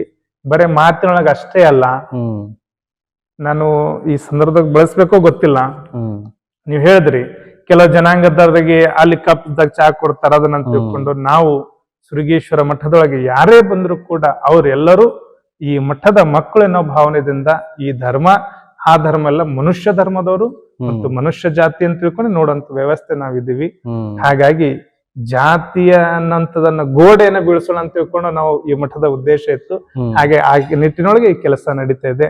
ಅಲ್ಲಿ ಯಾರಿಗೂ ಒಂದು ಮತದವರಿಗೆ ಒಂದು ಪಂಥದವರಿಗೆ ಅಂತಿಲ್ಲ, ಕಲಿಯುವಂತ ಇಚ್ಛಿರುವಂತ ಪ್ರತಿಯೊಬ್ಬ ವಿದ್ಯಾರ್ಥಿಗೂ ಅಲ್ಲಿ ಅವಕಾಶ ಕೊಡುವಂತ ವ್ಯವಸ್ಥೆ ಇರುತ್ತೆ ಅಂತ ತಿಳ್ಕೊಂಡು ತಮ್ಮ ಮುಖಾಂತರ ತಿಳ್ಕೊಳ್ಳಿ. ಧನ್ಯವಾದ ಗುರುಗಳು. ಇದಕ್ಕೆ ಹಿಂದೆ ನೀವು ಒಂದು ದೊಡ್ಡ ಕಾರ್ಯಕ್ರಮ ಮಾಡ್ತೀರಾ, ಕುಂಕುಮಾರ್ಚನೆ ಅಂತ. ಸೊ ಅದರ ಉದ್ದೇಶ ಏನು ಗುರುಗಳು? ಇಲ್ಲಿ ನೀವು ಇಷ್ಟು ದೊಡ್ಡ ಕೆಲಸವನ್ನು ಮಾಡಿದಿರ, ಅದೊಂದು ಉದ್ದೇಶ ಏನು ಇರ್ಲಿಲ್ಲ. ಒಂದು ದೈವಿ ಶಕ್ತಿ, ಭಕ್ತರಾದವರು ಎಲ್ಲ ಭಕ್ತಿ ಮಾರ್ಗಕ್ಕೆ ಹೋಗ್ಬೇಕು.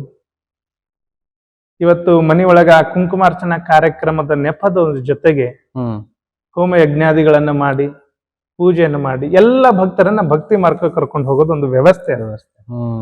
ಆ ಉದ್ದೇಶದಿಂದ ಮಾಡಿದ ಹೊರತಾಗಿ ಅವಾಗೆಲ್ಲ ಒಂದಿಷ್ಟು ಜನ ಕಲ್ಪಿಸಿದ್ರು ಸ್ವಾಮೀಜಿಯವರಿಗೆ ಏನಾದ್ರೂ ಉದ್ದೇಶ ಇರಬಹುದು ಅಂತ ತಿಳ್ಕೊಂಡು. ಸ್ವಾಮಿ ಅದನಿಗೆ ಉದ್ದೇಶ ಏನಪ್ಪಾ ಅಂದ್ರೆ ನನ್ನ ಭಕ್ತರು ಒಳ್ಳೆ ಮಾರ್ಗಕ್ಕೆ ಹೋಗ್ಬೇಕು, ಭಕ್ತಿ ಮಾರ್ಗಕ್ಕೆ ಹೋಗ್ಬೇಕು ಅನ್ನೋದು ಒಂದೇ ಉದ್ದೇಶ ಹೊರತಾಗಿ ಇನ್ಯಾವ ಉದ್ದೇಶ ಇರ್ಲಿಲ್ಲ. ಹೌದು. ಇವಾಗ ಸಮಸ್ಯೆ ಇಲ್ಲದೆ ಯಾವುದು ಮನುಷ್ಯ ಇಲ್ಲ, ಮತ್ತೆ ಆ ಸಮಸ್ಯೆಗೆ ಉಪಾಯ ಇಲ್ಲದೆ ಅಂತ ಒಂದು ಸಮಸ್ಯೆನೂ ಕೂಡ ಇಲ್ಲ. ಸೊ ಅದೇ ಒಂದು ನೀವು ಒಂದು ಮನಸ್ಸಲ್ಲಿ ಇಟ್ಕೊಂಡು ಅವಾಗ ಒಂದು ಹೋಮ ಹವನ ಮಾಡ್ತೀರಾ. ಆ ಹೋಮ ಹವನ ಮಾಡುವಾಗ ನಾವು ನೋಡಿದ್ವಿ ಆ ಟೈಮಲ್ಲಿ ನಮ್ಮ ಭಾಗದ ಎಲ್ಲ ಕಡೆ ಮಳೆ ಬಿದ್ದಿದೆ. ಬಟ್ ನಾವು ಅನ್ಕೋತಿದ್ವಿ, ಎಲ್ಲ ಜನರು ಅನ್ಕೋತಿದ್ರು ಈ ನಮ್ಮ ಕಾರ್ಯಕ್ರಮಕ್ಕೆ ಏನಾದ್ರೂ ಮಳೆ ಅಡ್ಡೆ ಆಗತ್ತಾ ಏನಂತ. ಸೊ ಅದು ಅಡ್ಡೆ ಆಗ್ಲಿಲ್ಲ ಮಳೆಗೋಸ್ಕರ. ಅದ್ರ ಹಿಂದಿನ ಸಮಯದೊಳಗ ಬಹುತೇಕ ನೂಲದ 1 ಕಿಲೋಮೀಟರ್ ಹಿಡ್ಕೊಂಡು ಸುತ್ತಮುತ್ತಲಿನ ಎಲ್ಲ ಮಳೆ ಆಗ್ತಾ ಇತ್ತು. ನೂಲದ ಕ್ಷೇತ್ರದೊಳಗ ಮಳೆ ಆಗದಿರ ಕಾರಣ ಏನಪ್ಪಾ ಅಂತಂದ್ರೆ ದೈವಿ ಶಕ್ತಿ ಇತ್ತು ಅಂತಂದ್ರೆ. ಆಮೇಲೆ ನಮ್ಮ ಚಂದ್ರಶೇಖರ್ ಅಜ್ಜರ್ ಕರ್ತೃತ್ವ ಶಕ್ತಿ ಬಹಳ ದೊಡ್ಡದಿದೆ. ಅವ್ರ ಲಿಂಗೈಕ್ಯರಾದಿರುವಂತ ಸಂದರ್ಭದೊಳಗನು ಕೂಡ ಇದೇ ತರ ಒಂದು ಬಹಳ ದೊಡ್ಡ ಸಂಕಷ್ಟ ನಾವು ಎದುರಿಸ್ಬೇಕಾಯ್ತು. ಪೆಂಡಲ್ ಅನ್ನ ಹಾಕಿದ್ವಿ, ಹೊರಗಡೆ ಹೋಗಕ್ಕೂ ಅವಕಾಶ ಇಲ್ಲ, ಅಷ್ಟು ಮಳೆ ಬರ್ತಾ ಇತ್ತು. ಆದ್ರೆ ಯಾವಾಗ ಅವರಲ್ಲಿ ಪ್ರಾರ್ಥನೆಯನ್ನು ಮಾಡ್ಕೊಂಡ್ವಿ, ನಾನು ಹೇಳೋದು ದೈವಿ ಶಕ್ತಿ ಬಹಳ ದೊಡ್ಡದಿದೆ. ನಿಸರ್ಗವನ್ನ ತಡೆಯುವಂತ ಶಕ್ತಿ ಆ ದೈವಿ ಶಕ್ತಿಯಲ್ಲಿ ಇದೆ. ಪ್ರಾರ್ಥನೆಯನ್ನು ಮಾಡ್ಕೊಂಡಾಗ ಆ ಪ್ರಾರ್ಥನೆಗೆ ಗುರುನಾಥನ ಅನುಗ್ರಹ ಆಯ್ತು. ಅವತ್ತು ಮಳೆ ಬರ್ಲಿಲ್ಲ. ನೀವು ಹೇಳಿದ್ರಲ್ಲ ನವರಾತ್ರಿ ಒಂದು ಕುಂಕುಮಾರ್ಚನೆ ಕಾರ್ಯಕ್ರಮದಾಗ ಸುಮಾರು 40,000-50,000 ಜನ ಹ್ಮ್ ಆ ಕಾರ್ಯಕ್ರಮದಲ್ಲಿ ಪಾಲ್ಗೊಂಡಿದ್ರು. ಪಾಲ್ಗೊಂಡಿದ್ರು. ಬಹಳಷ್ಟು ಜನ ಅಂದ್ರು ನಮ್ಮ ಅಜ್ಜಗಳು ವಿಚಾರ ಮಾಡಂಗಿಲ್ಲ, ತಲ್ಯಾಗ್ ಬಂತಂದ್ರ ಮಾಡ್ತಾರ ಅಂತ ತಿಳ್ಕೊಂಡು. ಹ್ಮ್ ನಾನ್ ತಲ್ಯಾಗ್ ಬಂದಿದ್ದು ಮಾಡಂಗಿಲ್ಲ, ಗುರುನಾಥ ಏನು ಕೃಪಾ ಮಾಡ್ತಾನ, ಹ್ಮ್ ಗುರುನಾಥ ಏನ್ ಅವನ ಅನುಗ್ರಹ ಮಾಡ್ತಾನ, ಅದ್ರ ಮೇಲೆ ನಾನು ಮಾಡುವಂತ ವ್ಯಕ್ತಿ. ಮಳೆ ಬಂದ್ರೆ ಏನ್ ಟೆಂಟ್ ಹಾಕಕ್ಕಾಗತ್ತೇನೋ ಹಾಗೆಲ್ಲ ವಿಚಾರ ಮಾಡಿದಾಗ ಇಷ್ಟು ಮೋಡ ಆಗಿತ್ತಲ್ಲ, 50,000 ಜನ ಎಲ್ಲಿ ಕಳಿಸೋದು ಅಂತ ತಿಳ್ಕೊಂಡು ಎಲ್ಲರೂ ವಿಚಾರ ಮಾಡಕತ್ತರೆ. ಆ ದಿನದಾಗ ಒಂದು ಹನಿನೂ ಮಳೆ ಸುರಿದಿರ್ಲಿಲ್ಲ. ಹ್ಮ್ ಅದಕ್ಕೆ ಕಾರಣ ಅದು ದೈವಿ ಶಕ್ತಿನ ಹೊರತಾಗಿ ಯಾವ ಶಕ್ತಿನೂ ಅಲ್ಲ ಅಂತ ತಿಳ್ಕೊಂಡು ನಾನು ಭಾವಿಸ್ತೀನಿ. ಹೌದು, ಇದು ನನ್ನ ಭಾವನೆ. ಇದು ಕರೆಕ್ಟ್ ಕರೆಕ್ಟ್.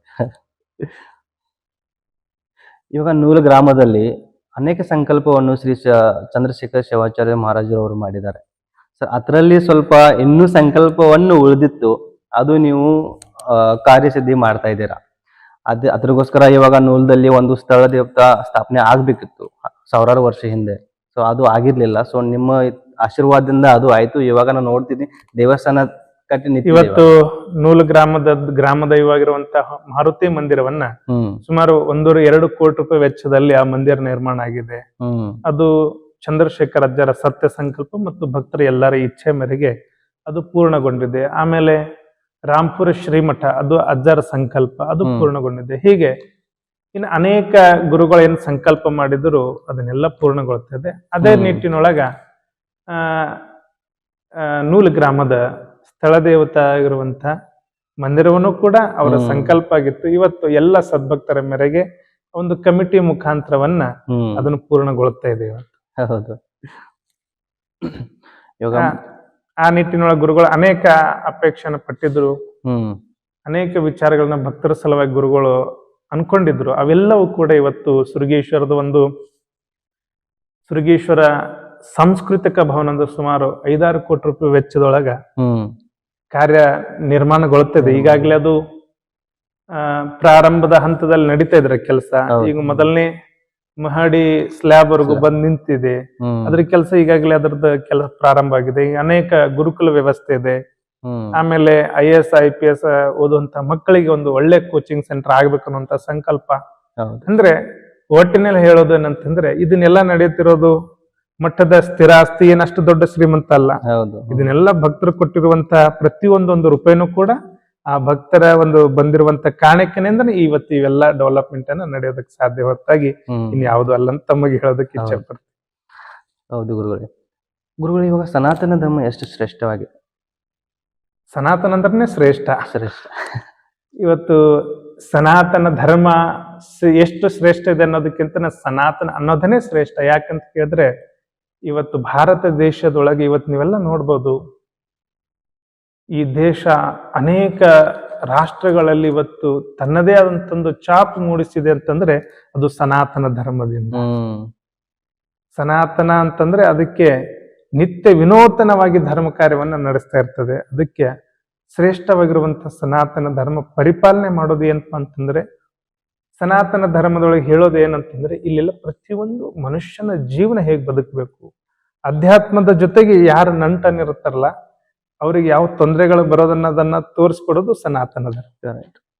ಇವಾಗ ನಾವು ನೋಡ್ತಾ ಇರೋದು ನಮ್ದು ಇವಾಗ ಲಿಂಗಾಯತ ಜಾತಿಯವರು ನಾವು ಫಾಲೋ ಮಾಡ್ತಾ ಇಲ್ಲ ಅಂತ ನಮ್ಗೆ ಕಾಣಿಸ್ತಾ ಇದೆ ಜನಗಳು. ನಾವು ಯಾವ ತರ ಫಾಲೋ ಮಾಡ್ಬೇಕು ಮತ್ತೆ ನಾವು ಏನು ತಿಳ್ಕೋಬೇಕು ನಾವು ಲಿಂಗಾಯತ ಜಾತಿ ಜನಗಳು? ಈ ವಿಷಯಕ್ಕಿಂತ ಕೇಳಿರೋದು ಹೇಳ್ಬೇಕಾಗತ್ತೆ ನಾನು. ಈ ಭಾರತದ ದೇಶದ ಪರಂಪರೆಯಲ್ಲಿ ನಾವು ಹೇಳಿದ್ವಿ, ಅನೇಕತೆಯಲ್ಲಿ ಅನೇಕತೆ, ಏಕತೆಯಲ್ಲಿ ಏಕತೆ, ಅದುವೇ ಭಾರತ ದೇಶದ ವಿಶೇಷತೆ ಅಂತ. ಇಲ್ಲಿ ಅನೇಕ ಧರ್ಮಗಳಿದಾವೆ. ಅನೇಕ ಧರ್ಮಗಳಾದವರು ಆ ಧರ್ಮದ ಪರಿಪಾಲನೆ ಮಾಡ್ಬೇಕು ಅಂತ.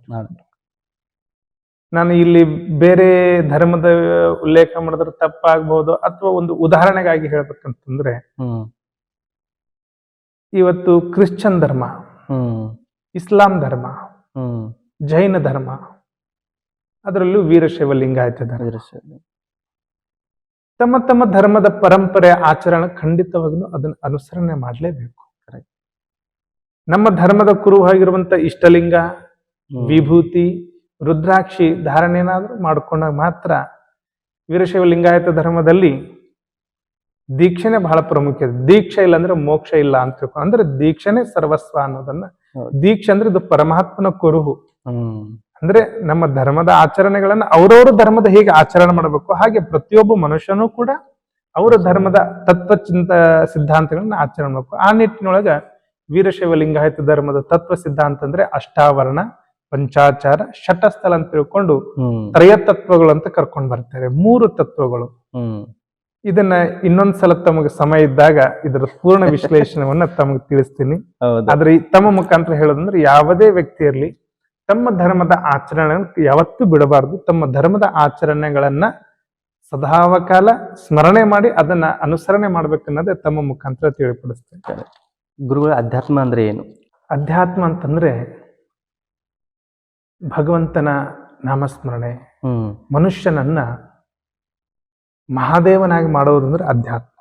ಹ್ಮ್ ಅಧ್ಯಾತ್ಮ ಅಂತಂದ್ರೆ ಇದಕ್ಕೆ ಸೀಮೆ ಇಲ್ಲ. ಹೌದು. ಅಧ್ಯಾತ್ಮ ಅಂತಂದ್ರೆ ದೈವಿ ಶಕ್ತಿ ಕಡೆಗೆ ಹೋಗೋದು, ಮನುಷ್ಯ ಜ್ಞಾನದ ಕಡೆ ಹೋಗೋದು.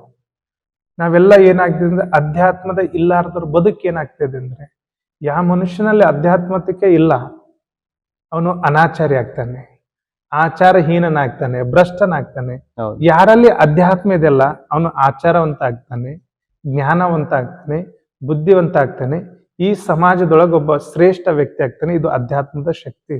ಹ್ಮ್ ನಿಮಗೆಲ್ಲ ನೋಡ್ಬೋದು ಇವತ್ತು ಈ ದೇಶದ ವ್ಯವಸ್ಥೆ ಅಧ್ಯಾತ್ಮದ ಜೊತೆ ಇರುವಂತ, ನಿಮ್ಗಂದ್ರೆ ಜನರಿಗೆ ಬೇಗ ಗುರ್ತಾಗ್ಲಿ ಅಂತ ಬೇಕು. ನಾನೊಂದು ಪಕ್ಷದ ಒಬ್ಬ ವ್ಯಕ್ತಿಯಾಗಿ ಹೇಳ್ತಾ ಇಲ್ಲ. ಹ್ಮ್ ಇವತ್ತು ನರೇಂದ್ರ ಮೋದಿ ಅವರು ಹ್ಮ್ ಅಧ್ಯಾತ್ಮದ ಒಲವು ಎಷ್ಟಿದೆ ಅಂತ ಕೇಳಿದ್ರೆ, ಈ 2-3 ದಿವಸಗಳಲ್ಲಿ ನಡೆದಿರುವಂತ ಒಂದು ಚಟುವಟಿಕೆ, ಹೌದು. ರಷ್ಯಾ ದೇಶದಿಂದ ಬಂದಿರುವಂತ ಅಧ್ಯಕ್ಷರನ್ನ ಹ್ಮ್ ಏನೇನೋ ಗಿಫ್ಟ್ ಕೊಡಬೇಕಾಗಿತ್ತು. ಹೌದು.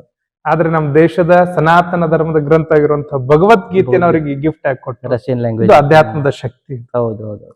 ಅಂದ್ರೆ ಅಧ್ಯಾತ್ಮ ಅಂದ್ರೆ ಆಚಾರದ ಇಲ್ಲ ಇರುವಂತ ಮನುಷ್ಯನನ್ನ, ಅನಾಚಾರ ಇರುವಂತ ಮನುಷ್ಯನನ್ನ ತಗೊಂಡ್ ಬಂದು ಅವನಿಗೆ ದೈವಿ ಶಕ್ತಿನ ತುಂಬಿ ಜ್ಞಾನ ಶಕ್ತಿನ ತುಂಬುವುದೇ ಅಧ್ಯಾತ್ಮ. ಗುರುಗಳು, ಇದ್ರ ಹಿಂದೆನೆ ಮತ್ತೊಂದು ಪ್ರಶ್ನೆ ಏನಂದ್ರೆ, ನಾವು ಡೈಲಿ ಇವಾಗ ಮನೆಯಲ್ಲಿ ದೇವರ ಪೂಜೆ ಮಾಡ್ತೇವೆ. ಅದೊಂದು ನಮ್ ಕೆಲಸ ಕಾರ್ಯ ಅಂತಾನೆ ಮಾಡ್ತಾ ಇರೋದು ಇವಾಗ ಸ್ವಲ್ಪ ಜನಗಳು. ಅದು ನಾವು ಯಾವ ರೀತಿ ಮಾಡ್ಬೇಕು? ಹಾ, ನಮ್ಮ ಪೂರ್ವಜರು ಹ್ಮ್ ಋಷಿ ಮುನಿಗಳು ಒಂದು ವ್ಯವಸ್ಥೆಯನ್ನ ಮಾಡ್ತಾರೆ. ಹ್ಮ್ ಪ್ರತಿ ಊರಿಗೊಂದು ದೇವಸ್ಥಾನ. ಹ್ಮ್ ದೇವಸ್ಥಾನ ಅಂದ್ರೆ ಅಧ್ಯಾತ್ಮದ ಕೇಂದ್ರಗಳಿವೆ. ಹ್ಮ್ ಗುಡಿ ಗುಂಡಾರಗಳಂತಂದ್ರೆ ಅಧ್ಯಾತ್ಮದ ಕೇಂದ್ರಗಳು, ಮಠಗಳಂತಂದ್ರೆ ಅಧ್ಯಾತ್ಮದ ಕೇಂದ್ರಗಳಿವೆಲ್ಲ. ಹ್ಮ್ ಮನುಷ್ಯನಲ್ಲಿ ಅಲ್ಲಿ ಹೋದಾಗ ಸಮಾಧಾನ, ಶಾಂತಿ, ಅಲ್ಲಿ ನಡೆಯುವಂತ ಪೂಜೆ ಅರ್ಚನೆ ಒಳಗೆ ಪಾಲ್ಗೊಳ್ಳೋದು. ಹೌದು. ಇದನ್ನೆಲ್ಲ ಹೊರತಾಗಿ ಮನುಷ್ಯ ಏನಂದ್ರೆ ಆಲಸ್ಯ. ಹ್ಮ್ ಬೆಳಗ್ಗೆ ಬೇಗ ಸ್ನಾನ ಮಾಡ್ಬೇಕು, ಬ್ರಾಹ್ಮಿ ಮುಹೂರ್ತದಾಗ ಹೇಳ್ಬೇಕು, 3 ಗಂಟೆಗೆ ಹೇಳ್ಬೇಕು, ಹೌದು. ಪೂಜಾ ಮಾಡ್ಬೇಕು, ಹ್ಮ್ ನಾವು ಹೋಗ್ಬೇಕು, ದೇವಸ್ಥಾನ ದೂರ ಇದೆ ಹ್ಮ್ ಅಂತ ತಿಳ್ಕೊಂಡು ವಿಚಾರ ಮಾಡಿದಾಗ ನಮ್ಮ ಹಿರಿಯರು ಏನ್ ಮಾಡಿದ್ರೆ, ಇನ್ನೂ ಮುಂದುವರೆದ ಏನ್ ಮಾಡೋದಂದ್ರ ಮನಿ ಒಳಗನೆ ಜಗುಲಿ ಅಂತ ತಿಳ್ಕೊಂಡು ಸ್ಥಾಪನೆಯನ್ನ ಮಾಡಿದ್ರು. ಹ್ಮ್ ಅಲ್ಲಿ ಎಲ್ಲಾ ದೇವರುಗಳನ್ನ ಪೂಜೆ ಮಾಡೋದು. ಹೌದು. ದೇವ್ರ ಪೂಜೆ ಮಾಡೋದು ಅಂತಂದ್ರೆ ಅಲ್ಲಿ ಒಂದಿಷ್ಟು ಧ್ಯಾನ. ಹ್ಮ್ ಪೂಜೆ ಅಂತಂದ್ರೆ ಇದು ಕೆಲಸ ಅಲ್ಲ, ಸೇವೆ. ಸೇವೆ. ಹ್ಮ್ ಸೇವೆ ಕೆಲಸಕ್ಕೂ ಬಹಳ ವ್ಯತ್ಯಾಸ ಇದೆ. ಹೌದು. ಸೇವೆ ಅಂದ್ರ ನಮ್ಮನ್ನ ನಾವು ಸಮರ್ಪಣೆ ಮಾಡೋದು. ಕೆಲಸ ದುಡಿಯೋದಕ್ಕಾಗಿ. ಸೇವೆ ಅಂದ್ರೆ ಸಮರ್ಪಣೆ ಮಾಡ್ಕೊ. ಹಾಗೆ ಭಗವಂತನಿಗೆ ಸಮರ್ಪಣೆ ಮಾಡೋದು. ಈ ಶರೀರ ಬಂದಿದ್ದು ಪಂಚಮಹಾಭೂತಗಳಿಂದ. ಹೌದು. ಆ ಭಗವಂತನ ಇರುವಂತ ಪಂಚಮಹಾಭೂತಗಳಿಂದ ಈ ಶರೀರ ಉತ್ಪತ್ತಿಯಾಗಿದೆ. ಮತ್ತೆ ಅವನಿಗೆ ಅರ್ಪಣೆ ಮಾಡಬೇಕಾಗಿದ್ದೇನು? ಅದಕ್ಕೆ ಹೇಳ್ತಾರೆ, ಇಳೆ ನಿಮ್ಮ ದಾನ, ಬೆಳೆ ನಿಮ್ಮ ದಾನ, ಸುಳಿದು ಸೂಸುವ ಗಾಳಿ ನಿಮ್ಮ ದಾನ, ಎತ್ತು ನಿಮ್ಮ ದಾನ, ಬಿತ್ತು ನಿಮ್ಮ ದಾನ, ಸುತ್ತಿ ಹರಿಯುವ ಸಾಗರವೆಲ್ಲವೂ ನಿಮ್ಮ ದಾನ, ನಿಮ್ಮ ದಾನವನ್ನುಂಡು ಅನ್ಯರಿಗೆ ಹೊಗಳುವ ಕುನ್ನಿಗಳೇನೆ ನೆಂಬ ಅಂತ ತಿಳ್ಕೊಂಡು ರಾಮನಾಥ್ ಅಂತ ಜೆ.ಡಿ.ಆರ್. ದಾಸಿಮರ್ ಹೇಳ್ತಾರೆ. ಇವತ್ತು ಭೂಮಿ ಯಾರು ಕೊಟ್ಟಿದ್ದಾರೆ? ಭಗವಂತ ಕೊಟ್ಟಿದ್ದಂತ. ಭೂಮಿ ಮೇಲೆ ಎಲ್ಲ ಬೆಳೆ ಬೆಳಿತಾ ಇದೀವಿ. ಆ ಬೆಳೆ ಕೊಟ್ಟವ್ರು ಯಾರು? ನೀವು ಅನ್ಬೋದು. ನಾವ ಬಿತ್ತಲಾರ್ದ ಬೆಳೆ ಹೆಂಗ್ ಬಂತ್ರಿ ಅದಾರ. ಇವತ್ ನಿಮಗ್ ತಿಳಿಯೋ ಭಾಷೆದಾಗ ಹೇಳ್ಬೇಕಂದ್ರೆ ಕಬ್ಬು ಬೆಳಿತೀವಿ ಈ ಭಾಗದೊಳಗೆಲ್ಲ. ನಾವು ಕಬ್ಬು ಹಾಕ್ತಿವಿ, ಕಬ್ಬು ಲಾವಣಿ ಮಾಡ್ತೀವಿ, ನೀರ್ ಬಿಡ್ತೀವಿ. ಹೌದ್ರಿ? ಅದಕ್ಕೆ ಗೊಬ್ಬರ ಹಾಕ್ತಿವಿ. ಸಕ್ರಿ ತರ ಇರೋ ಗೊಬ್ಬರ ಹಾಕ್ತಿವಿ, ಅದ್ರ ಸಕ್ರಿ ಹಾಕಂಗಿಲ್ಲ. ಆದ್ರ ಕಬ್ಬಿನೊಳಗ ಸಿಹಿಯಾದ ನೀರ್ ಯಾರಿಟ್ರು? ದೇವ್ರು, ಪರಮಾತ್ಮ. ಅದಕ್ಕ ಗಾಳಿ, ನೀರು, ಬಿಸಿಲು ಎಲ್ಲ ಕೊಟ್ಟನು ಭಗವಂತ. ಆ ಭಗವಂತ ಏನೆಲ್ಲ ಕೊಟ್ಟಿದೆಯಲ್ಲಪ್ಪ ನಮಗೆ. ಇವತ್ತು ನಿಮಗೆ ಇನ್ನೂ ಉದಾಹರಣೆಗೆ ಹೇಳ್ಬೇಕಂತಂದ್ರೆ, ನೀವು ಬಸ್ ಹತ್ಕೊಂಡು ಹೋಗ್ತಾ ಇರ್ತೀರಿ, ಹ್ಮ್ ಬಸ್ ಒಳಗೆ ಏರಿರ್ತೀರಿ, ಹೌದು ಸೀಟ್ ಖಾಲಿ ಇರಂಗಿಲ್ಲ, ಯಾರೋ ನಿಮ್ ಪರಿಚಯರವರು ಹ್ಮ್ ಸೀಟ್ ಕೊಟ್ಟರಂದ್ರೆ ಅವ್ರಿಗೆ ಏನ್ ಹೇಳ್ತೀರಿ ನೀವು? ಧನ್ಯವಾದಗಳು ಧನ್ಯವಾದಗಳು ಹೇಳ್ತೀವಿ. ಹ್ಮ್ ಎಲ್ಲೋ ಹೋಗ್ಬೇಕಾಗಿರುತ್ತದೆ, ಮಾರ್ಗ ಗೊತ್ತಿರಂಗಿಲ್ಲ, ಯಾರಿಗೊಬ್ರಿಗೆ ರೋಡ್ ಕೇಳ್ತೀವಿ, ಹಿಂಗ್ ಹೋಗ್ರಿ ಅಂತಂದ್ರೆ ಅವ್ರಿಗೆ ಏನ್ ಹೇಳ್ತೀವಿ? ಅವ್ರಿಗೂ ಒಂದು ಕೃತಜ್ಞತೆ ಹೇಳಿ ಹೋಗಿ ಧನ್ಯವಾದಗಳು ಹೇಳ್ತೀವಿ. ಒಬ್ಬರಿಗೆ ರಸ್ತೆಯನ್ನು ತೋರಿಸಿದವ್ರಿಗೆ ಧನ್ಯವಾದಗಳು ಹೇಳ್ತೀವಿ, ಹ್ಮ್ ಕೂಡೋದಕ್ಕೆ ಸೀಟ್ ಕೊಟ್ಟವ್ರಿಗೆ ಧನ್ಯವಾದಗಳು ಹೇಳ್ತೀವಿ. ಹೌದು ಆದ್ರೆ ಭಗವಂತ ಸುಂದರವಾಗಿರುವಂತ ಶರೀರ ಕೊಟ್ಟನಲ್ಲ, ಅವನಿಗೆ ಧನ್ಯವಾದ ಹೇಳೋದೇ ನಿತ್ಯ ಪೂಜೆ. ಇದು ಒಂದು ಅಧ್ಯಾತ್ಮ ಕರೆಕ್ಟ್ ಧ್ಯಾನ.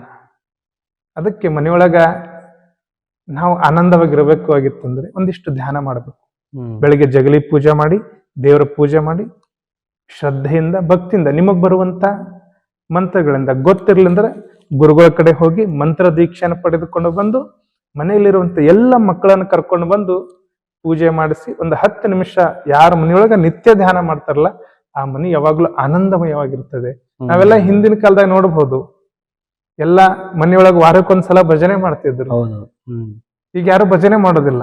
ಮಾಡಲ್ಲ ಆಮೇಲೆ ಬೆಳಗ್ಗೆ ಎದ್ದು ನಾವು ಚಿಕ್ಕವರದಾಗ ವಿಭೂತಿ ಹಚ್ಕೊಳ್ರಿ, ಗಂಧ ಹಚ್ಕೊಳ್ರಿ, ಹ್ಮ್ ಅಲ್ಲಿ ಹೋಗಿ ಕೈ ಮುಗಿರಿ ಅಂತಿದ್ರು. ಈಗ ಯಾರು ಅಷ್ಟು ಸಮಯ ಇಲ್ಲ. ಇಲ್ಲ ಅದಕ್ಕೆ ಇದಕ್ಕೆ ಕಾರಣ ಏನಂತಂದ್ರೆ ಮನುಷ್ಯನಲ್ಲಿ ಆಧ್ಯಾತ್ಮಿಕತೆ ಕಮ್ಮಿ ಆಗ್ತಾ ಇದೆ ಹೊತ್ತು ಹ್ಮ್ ಇನ್ನು ಒಂದ್ ಕಡೆ ಬೆಳೀತಾ ಇದೆ.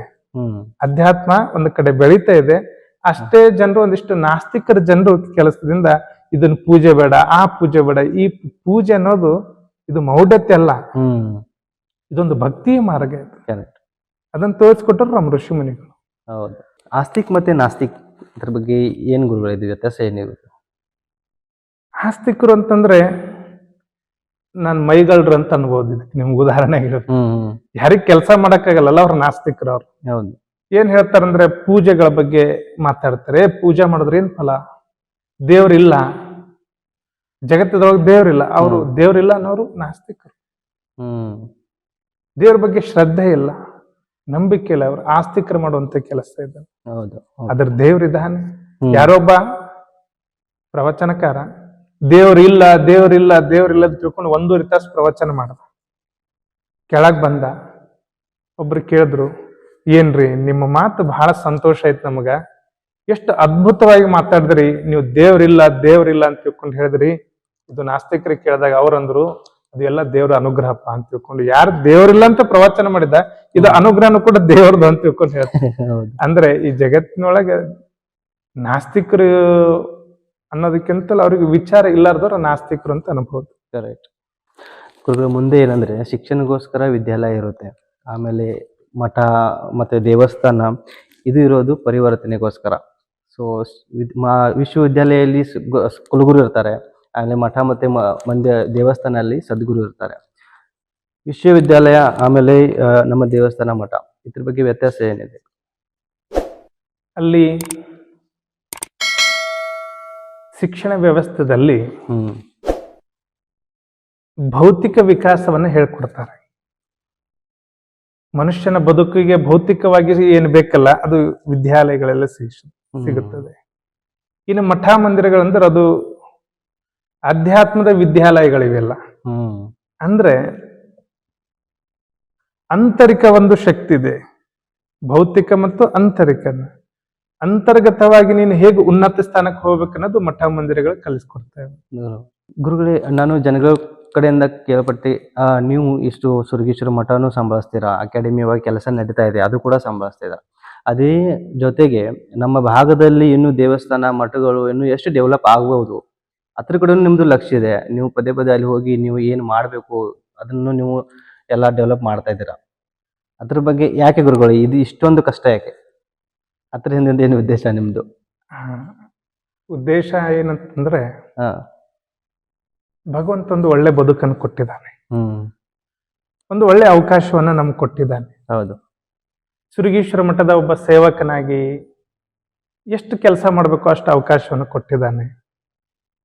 ಇಷ್ಟೆಲ್ಲ ಶ್ರಮ ಪಡೋದು ಅನ್ನೋದಕ್ಕಿಂತಲೂ ಇದು ನಶ್ವರವಾಗಿರುವಂತ ಬದುಕಿದು. ಎಷ್ಟು ದಿವಸ ಇರುತ್ತೋ ಗೊತ್ತಿಲ್ಲ. ಇರೋಷ್ಟು ದಿವಸವರೆಗೂ ಚೆನ್ನಾಗಿ ಸೇವಾ ಮಾಡ್ಬೇಕನ್ನೋದು ಇವತ್ತು ನಿಮ್ಗೆಲ್ಲ ಆಶ್ಚರ್ಯ ಆಗ್ಬೇಕಂದ್ರೆ ಬರೇ ಸುರಗೀಶ್ವರ ಮಠ ಗಡಿಂಗ್ಲಾಸ್ ತಾಲೂಕು ಮಹಾರಾಷ್ಟ್ರ ರಾಜ್ಯ ಅಷ್ಟೇ ಅಲ್ಲ, ತಮಿಳ್ನಾಡು, ಆಂಧ್ರ, ತೆಲಂಗಾಣ, ಗುಜರಾತ್ 5-6 ರಾಜ್ಯದೊಳಗು ಒಂದು ತಿಂಗಳಿಗೆ ಮಿನಿಮಮ್ ಅಂದ್ರು 15ರಿಂದ 20,000 ಕಿಲೋಮೀಟರ್ನ ನಾವು ತಿರುಗಾಡ್ತಾ ಇರ್ತೀವಿ. ಹೌದು. ಆದ್ರೂ ಕೂಡ ಒಂದಿಷ್ಟು ನಮಗ ಬೇಸರ ಆಗೋದಿಲ್ಲ. ಕಾರಣ ಏನಂತಂದ್ರೆ ಜನ ನಾವ್ ಎಲ್ಲಿ ಹೋದ್ರು ಕೂಡ ನೀವು ಒಳ್ಳೆ ಕೆಲಸ ಮಾಡಕತ್ತೀರಿ, ನಿಮ್ ಜೊತೆ ನಾವ್ ಅದೀವಿ, ಈ ಧರ್ಮ ಉಳಿಬೇಕು ಅನ್ನೋ ಭಾವನೆ ಜನರಲ್ಲಿ ಇರೋದ್ರಿಂದ ಇನ್ನೂ ಕೆಲಸ ಮಾಡ್ಬೇಕು ಅಂತ ತಿಳ್ಕೊಂಡು ಹುಮ್ಮಸ್ ಬರುತ್ತೆ. ಕರೆಕ್ಟ್ ಗುರುಗಳೇ. ಮತ್ತೆ ಈ ಭಾಗದ ಜನ ಎಲ್ಲರೂ ಕೂಡ ಇಷ್ಟು ಪ್ರೀತಿಯಿಂದ ಇಷ್ಟು ಗೌರವದಿಂದ ಕಾಣ್ತಾರಲ್ಲ, ಆ ಪ್ರೀತಿ, ಆ ವಿಶ್ವಾಸ, ಆ ಗೌರವ ಏನ್ ಮಾಡುತ್ತಂದ್ರೆ ನನಗ್ ಕೂಡಾಕ್ ಬಿಡ್ತಾ ಇಲ್ಲ ಇವತ್ತು. ಅವ್ರ ಸಲುವಾಗಿ ಏನಾದ್ರು ನನ್ನ ಸಲುವಾಗಿ ಇಷ್ಟೆಲ್ಲ ಅವರ ಈ ಮಠದ ಬೆಳವಣಿಗೆ ಸಲುವಾಗಿ ಇಷ್ಟು ಸದ್ಭಕ್ತರೆಲ್ಲರೂ ಕೂಡ್ಕೊಂಡು ಸೇವೆ ಮಾಡ್ತಾರೆ. ಇವತ್ತೆಲ್ಲಾ ಜನಾಂಗದವರು, ಎಲ್ಲಾ ಧರ್ಮದವರು ಈ ಮಠಕ್ಕೆ ಭಕ್ತರಿದ್ದಾರೆ. ಅವರೆಲ್ಲ ದುಡಿತಾ ಇರ್ತಾರೆ. ಅವ್ರು ದುಡಿಯೋದ್ರ ಜೊತೆಗೆ ಅವರೊಳಗೆ ನಾನು ಒಬ್ಬನಾಗಿ ದುಡಿಬೇಕು ಅನ್ನೋದೇ ನನ್ನ ಒಂದು ಪ್ರಾರ್ಥನೆ. ಆ ಭಗವಂತ ಅನುಗ್ರಹ ಮಾಡ್ಲಿ ಅನ್ನೋದೇ ಯಾವಾಗ್ಲೂ ಸಂಕಲ್ಪ. ಧನ್ಯವಾದ ಗುರುಗಳೇ. ನೀವು ಮತ್ತೆ ಸಿರಿಸಲ್ ಜಗದ್ಗುರು ಅವರು ನಮ್ಮ ದೇಶದ ಪ್ರಧಾನಮಂತ್ರಿ ನರೇಂದ್ರ ಮೋದಿ ಅವರಿಗೆ ಭೇಟಿ ಆಗ್ತೀರಾ. ಸೊ ಆ ಕ್ಷಣ ಹೇಗಿತ್ತು ಮತ್ತೆ ಅವ್ರ ಜೊತೆ ನಿಮ್ಮದು ಏನು ಮಾತುಕತೆ ಆಯ್ತು? ನಾವು ಶ್ರೀಶೈಲದಲ್ಲಿ ಒಂದು ನಡೆಯುವಂತ ಕಾರ್ಯಕ್ರಮಕ್ಕೆ ಅವ್ರನ್ನ ಆಹ್ವಾನ ಮಾಡಕ್ ಹೋಗಿದ್ವಿ. ಅವಾಗ ನಮಗೊಂದು ಕಲ್ಪನೆ ಇತ್ತು, ಪ್ರಧಾನಮಂತ್ರಿಗಳಂದ್ರೆ ಹಾಗೆ, ಅವ್ರ ಹತ್ರ ಹೋಗ್ಬೇಕಂದ್ರೆ ನೀವೆಲ್ಲ ನೋಡಿರ್ತೀವಿ, ಅವರೆಲ್ಲ ಒಂಥರ ಸುತ್ತಮುತ್ತಲು ಸೆಕ್ಯೂರಿಟಿ, ಈ ವ್ಯವಸ್ಥೆ. ಈ ಪ್ರಧಾನಮಂತ್ರಿಗಳ ಹತ್ರ ಹೋದಾಕ ತುಂಬಾ ಬಿಗು ಬಂದೋಬಸ್ತಿನ ವ್ಯವಸ್ಥೆ ಇರ್ತದೆ. ಅವ್ರ ಹತ್ರ ಹೋಗಿ ಮಾತಾಡಕ್ ಆಗುತ್ತೆ. ಹಿಂಗೆಲ್ಲ ಈ ಟಿವಿಗಳ ಮುಖಾಂತರ, ಮಾಧ್ಯಮದ ಮುಖಾಂತರ ನೋಡಿದಾಗ ಅನ್ಸಿತ್ತು. ದೇಶದ ಪ್ರಧಾನಿ ಮಂತ್ರಿಗಳು ನಾವು ನಿವಾಸಕ್ಕೆ ಹೋಗಿದ್ವಿ. ಇನ್ನೂ ಆಶ್ಚರ್ಯ ಯಾಕಂದ್ರೆ ಹೇಳಿದ್ರಲ್ಲ ಆಧ್ಯಾತ್ಮಿಕತೆ ಏನ್ ಮಾಡುತ್ತೆ ಅಂತ ತಿಳ್ಕೊಂಡು, ಅದಕ್ಕೊಂದು ಉದಾಹರಣೆಯಾಗಿ ಇಲ್ಲಿ ತಗೋಬಹುದು ನಾವು. ಅಲ್ಲಿ ಹೋದಾಗ ಪರಮ ಆಶ್ಚರ್ಯ ಆಗಿದೆ ಏನಂತಂದ್ರೆ, ಪ್ರಧಾನಿಗಳು ಒಬ್ಬರೇ ಇದ್ರು. ನೀವು ಭೇಟಿ ಆದಾಗ ಅವ್ರು ಒಳಗಡೆ ಹಾಲಿಂದ ಗೇಟ್ ವರ್ಗೂ ಬಂದ್ರು. ಅಧ್ಯಾತ್ಮತೆ ಮನುಷ್ಯನಲ್ಲಿ ಇತ್ತು ಅಂದ್ರೆ ಅವನಿಗೆ ಎಷ್ಟು ಸರಳತೆನ ಕಲಿಸ್ತದೆ. ನಮ್ಮ ದೇಶದ ಪ್ರಧಾನಿಗಳಾಗಿರುವಂತ ನರೇಂದ್ರ ಮೋದಿಜಿ ಅವರು ಅಲ್ಲಿಗೆ ಬಂದು ನಮಸ್ಕಾರ ಮಾಡಿ ಒಳಗಡೆ ಕರ್ಕೊಂಡು ಹೋದ್ರು. ಅವ್ರು ಒಳಗಡೆ ಕರ್ಕೊಂಡು ಹೋಗಿ ನಮ್ಮನ್ನೆಲ್ಲ ಕೂಡಿಸಿ, ಅದರ ಜಗದ್ಗುರು ಮಹಾಸನ್ನಿಧಿಯವ್ರನ್ನ ನಮಸ್ಕಾರ ಮಾಡಿ ನಾವು ಹೋಗಿದ್ವಿ ಅವ್ರ ಜೊತೆಗೆ. ಹೋದಾಗ ಕುತ್ಕೊಂಡು ಎಲ್ಲರನ್ನು ಕೂಡಿಸಿದ್ಮೇಲೆ ಅವ್ರು ಕೂತ್ಕೊಂಡ್ರು. ನಾವ್ ಹೊರಗಡೆ ಎಲ್ಲ ನೋಡ್ತಿರ್ತೀವಲ್ಲ, ಸ್ಟೇಜ್ ಕಾರ್ಯಕ್ರಮದಲ್ಲಿ ಬಿಗು ಬಂದೋಬಸ್ತಿನ ವ್ಯವಸ್ಥೆ, ಯಾರನ್ನು ಬಿಡೋದಿಲ್ಲ. ಅಲ್ಲಿರುವಂತ ಎಲ್ಲಾ ಸೇವಾ ಸಿಬ್ಬಂದಿಗಳ ಮೊದಲು ಮಾಡಿ ಹೊರಗಡೆ ಕಳಿಸ್ತಾರ. ಅವರು ಹೊರಗಡೆ ಕಳಿಸಿ ಅವರಿಗೆ ಒಂದು ಮಾತು ಹೇಳಿದ್ರು, ಅಬ್ ಸ್ವಾಮಿ ಸಭಿ ಸ್ವಾಮೀಜಿ ಲೋಗ್ ಆಯೇ ಹುಯೇ, ಹಮಾರ ಪರಮ ಭಾಗ್ಯ ಆಜ್ ಕಾ ದಿನ್ ಅಂತ ತಿಳ್ಕೊಂಡು ಒಂದು ಮಾತು ಹೇಳಿದ್ರು. ನೀವೆಲ್ಲ ಸಂತರು, ಜಗದ್ಗುರುಗಳು ನನ್ನ ಆಶೀರ್ವಾದ ಮಾಡಕ್ ಬಂದಿರಿ, ಅವ್ರ ಜೊತೆ ನೀವೆಲ್ಲ ಸ್ವಾಮೀಜಿಗಳಿದ್ದೀರಿ. ಈ ದಿನ ನನಗೆ ಬಹಳ ಆನಂದವಾಗಿರುವಂತ ಪರಮ ಸೌಭಾಗ್ಯದ ದಿನ ಅಂತ ತಿಳ್ಕೊಂಡು ಪ್ರಧಾನಮಂತ್ರಿಗಳು ಹೇಳಿದಾಗ ಬಹಳ ಖುಷಿ ಆಯ್ತು. ಅಲ್ಲಿ ಕುಂತಾಗ ನಿಮಗೆ ಇನ್ನೂ ಆಶ್ಚರ್ಯ ಹೇಳ್ಬೇಕಂತಂದ್ರೆ, ದೇಶದ ಪ್ರಧಾನಿಯಾಗಿರುವಂತ ನರೇಂದ್ರ ಮೋದಿಜಿ ಅವರು ದೇಶದೊಳಗ ಸುಸಂಸ್ಕೃತವಾಗಿರ್ಬೇಕು, ಸಂಸ್ಕೃತಿ ಬೆಳಿಬೇಕಂತ ಆ ನಿಟ್ಟಿನೊಳಗ ನಾನು ಇನ್ನು ಏನ್ ಕೆಲಸ ಮಾಡ್ಬೇಕಂತ ತಿಳ್ಕೊಂಡು ಜಗತ್ತೊಳಗೆ ಕೇಳಿದ್ರು ಅವ್ರು. ಅನೇಕ ವಿಚಾರಗಳು, ಧರ್ಮ ಉಳಿಬೇಕು, ಧರ್ಮದ ವ್ಯವಸ್ಥೆ ಉಳಿಬೇಕು, ಅದಕ್ಕೆ ನಾವು ಕಟ್ಟುನಿಟ್ಟಾಗಿ ಕೆಲಸ ಮಾಡ್ಬೇಕು. ಅದಕ್ಕೆ ಒಂದು ಮಾತನ್ನು ಹೇಳಿದ್ರು ಕೂಡ, ನಾನು ಮುಂದಿನ ಜೀವನ ಕೂಡ ಪೂರ್ಣ ಈ ಧರ್ಮ ಸಂಸ್ಕೃತಿವಾಗೇ ಇರ್ತೀನಿ ಅಂತ ತಿಳ್ಕೊಂಡು ಒಂದು ಮಾತು ಹೇಳಿದ್ರು ಅವ್ರು. ಅಂದ್ರೆ ಅನೇಕ ವಿಚಾರಗಳನ್ನ ಮಾತಾಡ್ತಾ ಇದ್ದಾಗ ಸುಮಾರು ಅವ್ರ ಆಫೀಸ್ದವ್ರು ಟೈಮ್ ಕೊಟ್ಟಿದ್ದು 15 ನಿಮಿಷ. ಅದರ ಮಾತಿನಲ್ಲಿ ಕೂತ್ಕೊಂಡಾಗ ನಾವು ಎದ್ದಿದ್ದು 1 ತಾಸು.